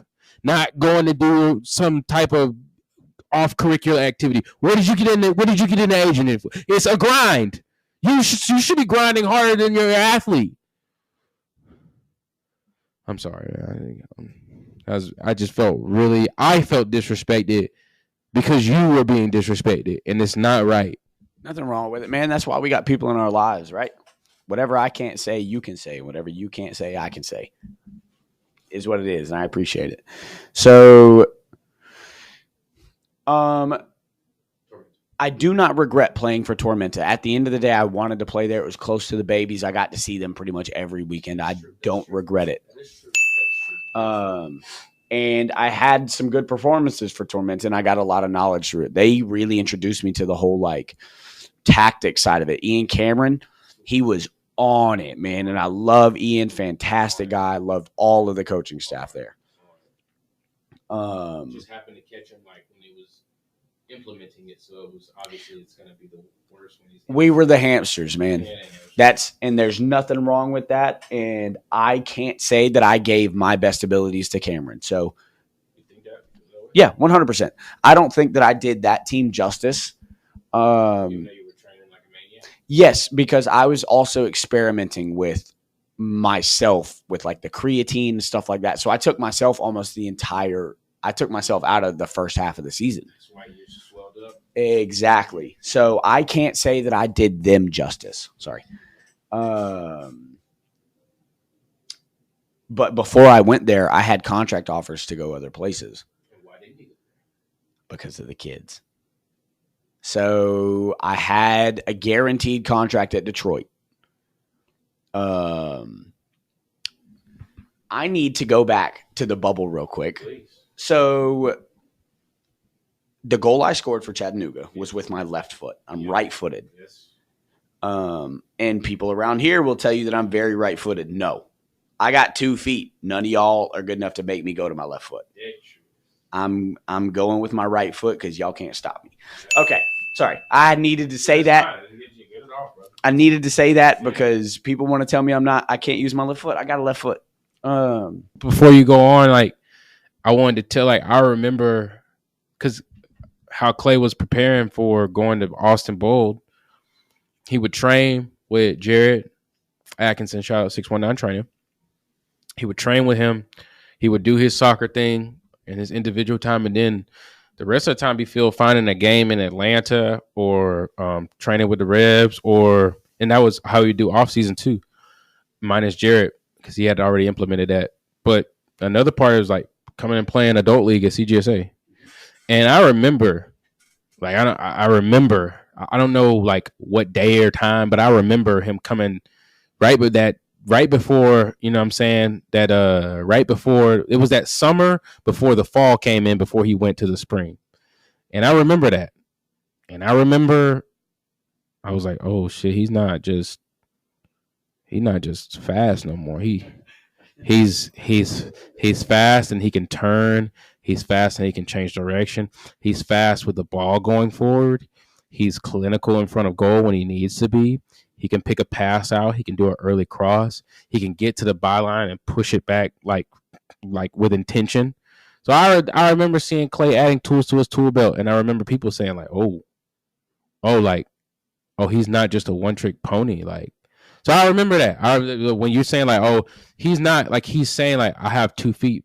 He's not saying it in the braggadocious way. He's saying it because he earned it. He's saying it because he remembers the time he had to hustle. Like, I came on this podcast and I was telling you, like, yo, like, I don't think I came on a podcast, but I told you that I've closed the gap. Yeah. I closed the gap on what I don't know and what I do know in terms of like distribution with my feet. And it's when we say we're not bragging, we're just letting you know, like, we got it. Yeah, no, in full disclosure, since you know, you helped me realize that I need to be transparent, and right now. And you were talking about your financial situation at Chattanooga and how you and Savannah had separated. So I didn't know when I was gonna say this, but one of the reasons I started this podcast is because I'm going through a divorce, and I've told people that on this podcast, but I haven't said why. And I'm going through a divorce right now because of infidelity. Not on my side, but on the other person's side. And to top it all off, that person's infidelity has led to a pregnancy outside of our technically ongoing marriage, right? Even though we're going to divorce, that person, which was technically my wife, she's pregnant by another man. My child is not even a year old. He's 10 months. And I'm not going to stay on this too long, but the only reason I'm bringing it up is because you were transparent enough to talk about what you were going through. And you did it in a way that's not messy. And I'm not going to come up here and be messy about it. I just want to let you know, like, thank you. Because the reason that I'm saying thank you and the reason I'm telling you is because without that happening, I'd have never gotten to this podcasting bag and took it serious. I would have never closed the gap on my ability to play, even with you helping me and getting to this. I'd have never really thought about, okay, I only have one income right now, but like 5 years from now, where do I want to be? So thank you for being transparent, because that type of stuff, it pushed you to go a certain further, you know what I'm saying? To the point where you got an ironclad mind to where it's like, I'm going to try something and I'm going to take this professional atmosphere that I put on myself and I put myself in these situations. I'm going to make myself go hard it's easy when you touch down and do it. It's easy, like Total Technique LLC, like easy, you know what I mean? Not easy, but you know what I'm saying? It's a step for step. So if issues would have never, and I'm not perfect. Like, I was verbally abusive. I watched porn, which I personally think can ruin a relationship as a third party.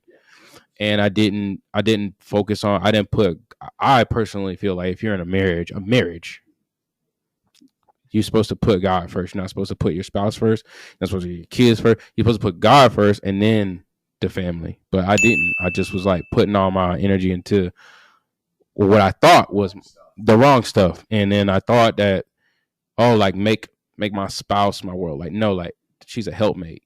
She come along to help, and then you do your deal, go to God with it, and then that's how you do it. But I didn't do that right. So I'm not perfect.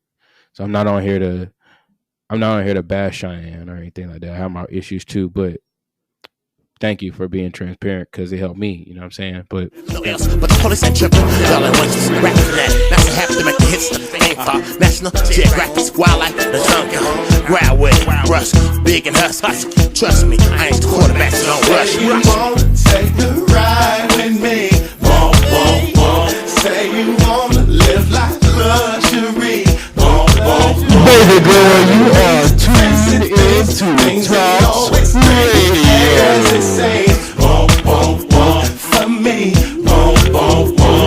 You didn't want me when I was leaking. I saw you picking, but baby, you ain't speaking. You smelled me reaping the other day on the dance floor. At the club with liquor coming all out my power. Do my thug, this I'm a jig all day. At the bar drinking Hennessy shots of grandma yet. I gotta tell you, them beautifiles, they ain't for play. How you calling your Uncle Earl on your birthday? Drunk driving on Telegraph in Berkeley. Waking up in the hotel cell the next day. Not remembering Nathan, can't even think that far. They must have called me in public, pissing on my car with the knock going. Baby girl, you are tuned into Talks Radio. Luxury, diamond rings and fancy things. Things ain't always pretty as it seems. For me, say you wanna take a ride with me. Say you wanna live like luxury. Diamond rings and fancy things. Things ain't always what they seem to be. For me. Say you wanna. So first, the biggest thing about being transparent, man, is like, and one thing that I've had a lot of help with on the way is I was always, my mom was like a very masculine figure. She raised 3 kids on her own. Me and my sister a year and 12 days apart. My brother's 5 years from us. She did it working 2 jobs. We spent a lot of time alone. Shout out Hunter. Yeah, shout out Hunter. Doing his thing, man. The graphic, man. A wizard. Taught himself Japanese. Like it is. He still speaks fluent. Yeah. Right? He's on like year 5 of it now. Dude, it's crazy. So did it all by herself in a low income place, taking care of herself. My mom was really, really doing it. But with that comes emotional instability for anybody. There's not a person on the planet that can be mentally stable 100% doing all that by yourself. So it was very much like a guard your emotions. Don't let nobody see anything. And as I've become an adult, I feel my emotions, good, bad, all of them. I feel them in the moment. I understand the ways to handle things. I get upset. I cry just like anybody else. And I wish I had done that when I was playing. I think I would have been better for it because soccer is an expression. It is. And the more that you can express yourself, the better off you're going to be. So pinning up those emotions, I think at the time was bad. Now, I play freely. I play how I want to. Yeah. Can't upset me. Can't get under my skin. Nothing. I play how I want to.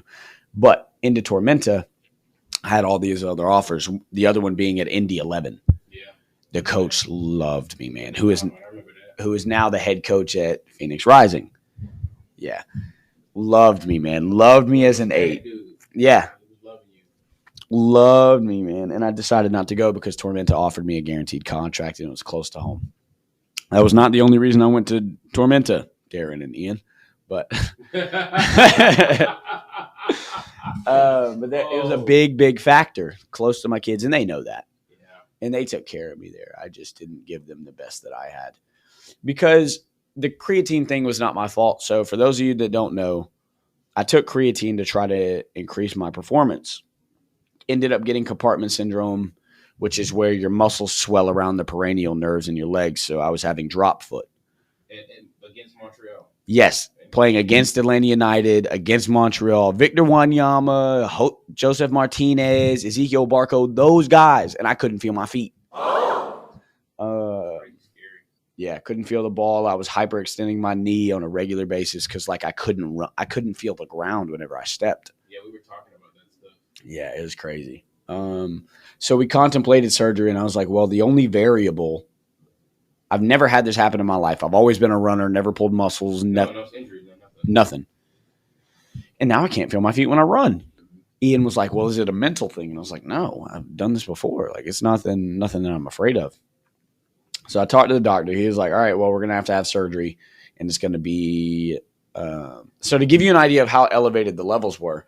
So anything above 15, what they do is they stick a needle that's like the circumference of like this cable right here.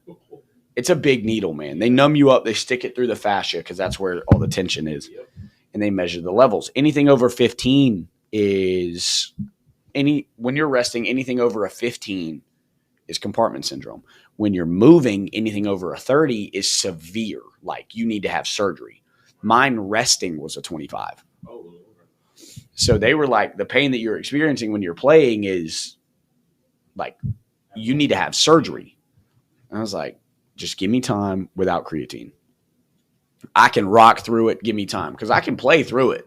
It's not a question. I can play, just not well. Yeah. Can't feel my feet. I'm supposed to play soccer. Yeah. And it ended up going away. And that's when I kind of hit my stride with Tormenta. But by that time, because I was so afraid of running, that my confidence had kind of like plummeted.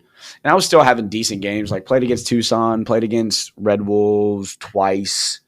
And I was doing things here and there, but I wasn't keeping myself in the squad. I wasn't doing enough to really, really cement my place. Because like I had missed out. I had to play catch up, and I didn't treat that season like I was playing catch up. Does that make sense? You treated like, I'm here. Yeah, I'm here. I can just continue to play. Yeah. Like my resume will carry me. And it didn't, because guys were in there, like guys like Marco, Azad, Raheem, all those guys were really, really thugging. and I mean had better resumes than me. Yeah. And in DC United, right? Was Azad still? Azad's at last I saw, he's at Huntington. Shout out to Azad, one of my roommates. Raheem, one of my roommates. Still really good boys with them. Huntington FC, Nashville's affiliate. And then Marco went to Columbus too, and I just talked to him recently. He's doing well in New Mexico. Shout out to Marco. And then the man, goalkeeper, Pablo. I don't know what he's doing now. Richmond Kickers. Oh, is he? Go on, Pablo. Yeah. But guys that were fully solidified, playing day in, day out. Adrian's at Detroit City. There you go. And they were working. Really, I was working like I was set. ACL, though. Yeah, the first year. Got comeback player of the year the next year, though. Well done. So I just don't think that I gave them the best version of myself. Okay. If I would have gave them the same Clay that was at Chattanooga, fly through that season. You say Chattanooga was your best? In terms of physics at the time, yes. The best I had to offer, yes. I don't think I could have played any better at Chattanooga. Okay. I mean, I was flying in training. I felt I'm not like a super braggadocious person, and we know that. But at Chattanooga, I felt like I was a step above everybody. I felt like I should not be here. I should be playing. I should be going somewhere else. I'm going to the MLS. I'm doing it. I just wasn't playing the way I could have for Tormenta. And I couldn't apologize enough to them after that because, like, I didn't handle that season well. And then that leads into Columbus.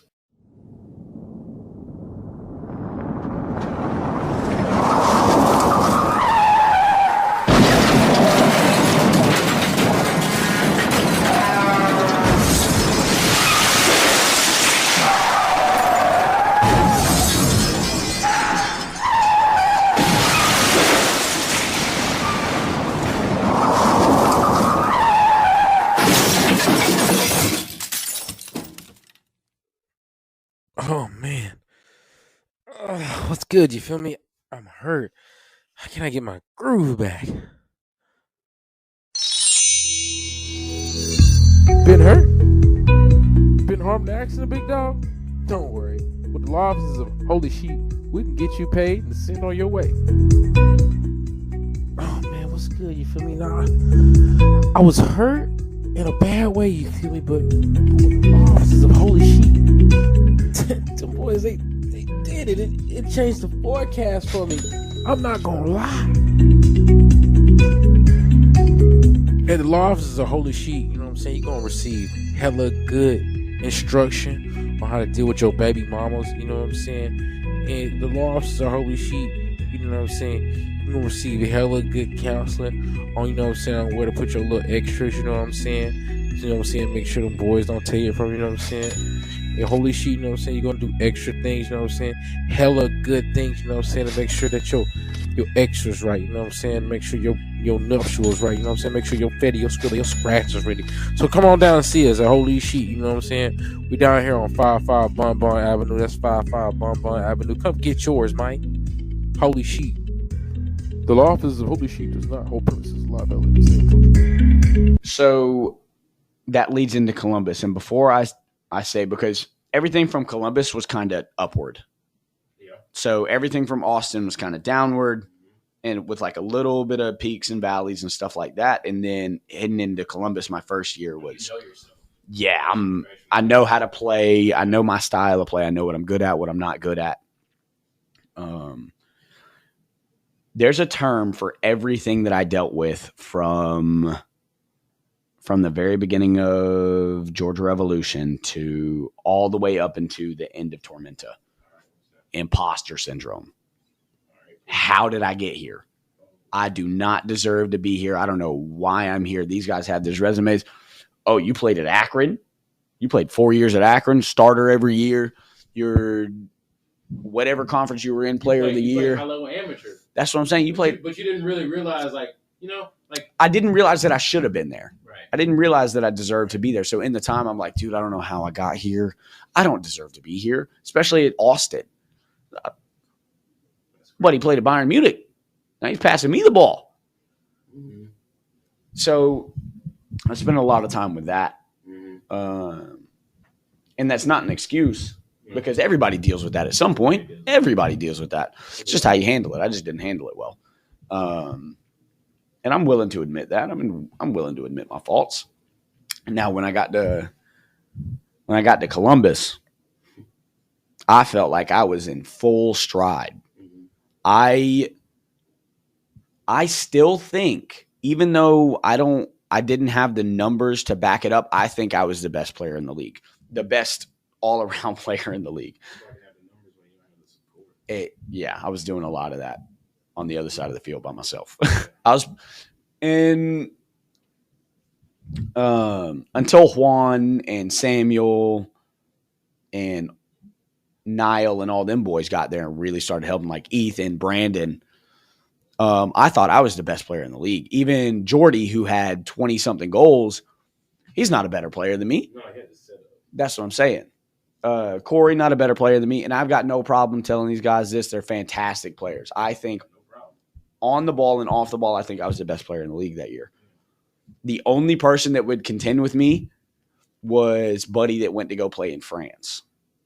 He played for Fayetteville and was a problem. Every time I marked him, I was like, this is going to be tough. You know, Brady, something Brady. Oh, yeah. Ethan, Nate Brady. There we go. Yeah. Shout out. He was boy could play. He could really, really play. He could do his thing. And then that leads into Southern States, where that in terms of soccer, that was the best performing. Like in terms of soccer, I didn't necessarily. I started pretty much. I started the majority of the games. But I didn't get the time that I wanted because I didn't play every minute. That's how I am. Like at Columbus, we knew, and I think it was like a unwritten rule, mostly because I was a dickhead about it. It was like an unwritten rule that I did not abide by that 2-minute stuff. Yeah. I'm playing 6-7 minutes at a time. Well, you know that you can run. Exactly. I'm not going to be. If I'm really tired enough and I need to come off, I'll come off. And we need the personnel. So. Exactly. So I'm going to stay on. I'm staying on. If you're on the field, I'm on the field. Yeah. I'm staying on when the goalkeeper's staying on. And they ain't coming off the field, baby. So going into coming straight off of Tormenta, going straight into Columbus, straight into Southern States, I was so fit. So fit. I was running for 90 minutes and then doing fitness at the end of it. I was flying. I was playing the 8 at this time. I was in Mississippi. In the summertime. Dude, I learned so much that year. I learned more my 2 years tactically at Southern States than I did my entire career before that. Dude, Carl, and he has a real influence on the way that I coach. Yeah, absolutely. Because the way that he relays information, the way that he tells us in the senior team is the exact same way that he tells his U7 teams. Not U7, but U12 teams. And so I can't remember where I heard it, but somebody said, you don't truly understand a topic until you can explain it to a child. Because it's true, right? You don't understand how to do it if you can't explain it to the kid down the road. And they helped me so much. So my last 2 years were good years. And you won. Yeah. The second year actually was not good mentally because I didn't see Rowan but twice that last year. Yeah, not seeing your kid. That's what your head is. Dude. And I was working at Hub Care. So I was doing medical billing and I was playing still full time. Yeah. During the off season you were working. Yeah. During the off season I was working. And it just really, really got to me being away from Rowan. I was like, I'm done. I had realized at that point that I had played at the highest level that I'm probably going to play. So I didn't see a point in continuing being so distant from Ava and Rowan. And I haven't talked about Ava much, but Ava as well, my daughter. Yeah. I was so far away. And I was like, if I'm just going to work, I'm going back to be next to them. And now I live 10 minutes down the road, and I'm incredibly happy with the way that all of my – do I think I could have been better at points? Absolutely not a question. Am I happy with where I am now? Absolutely not a question. I wouldn't trade where I'm at right now for anything.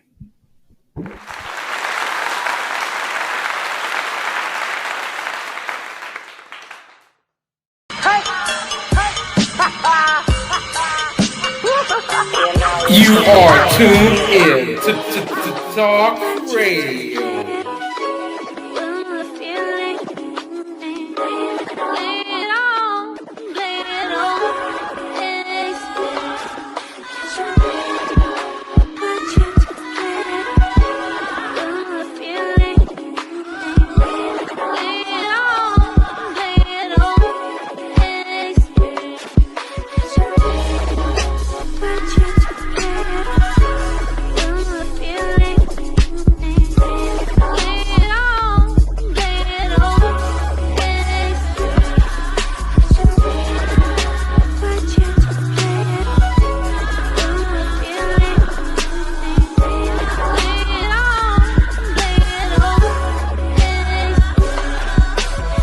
Baby girl, you are tuned into Talks Radio.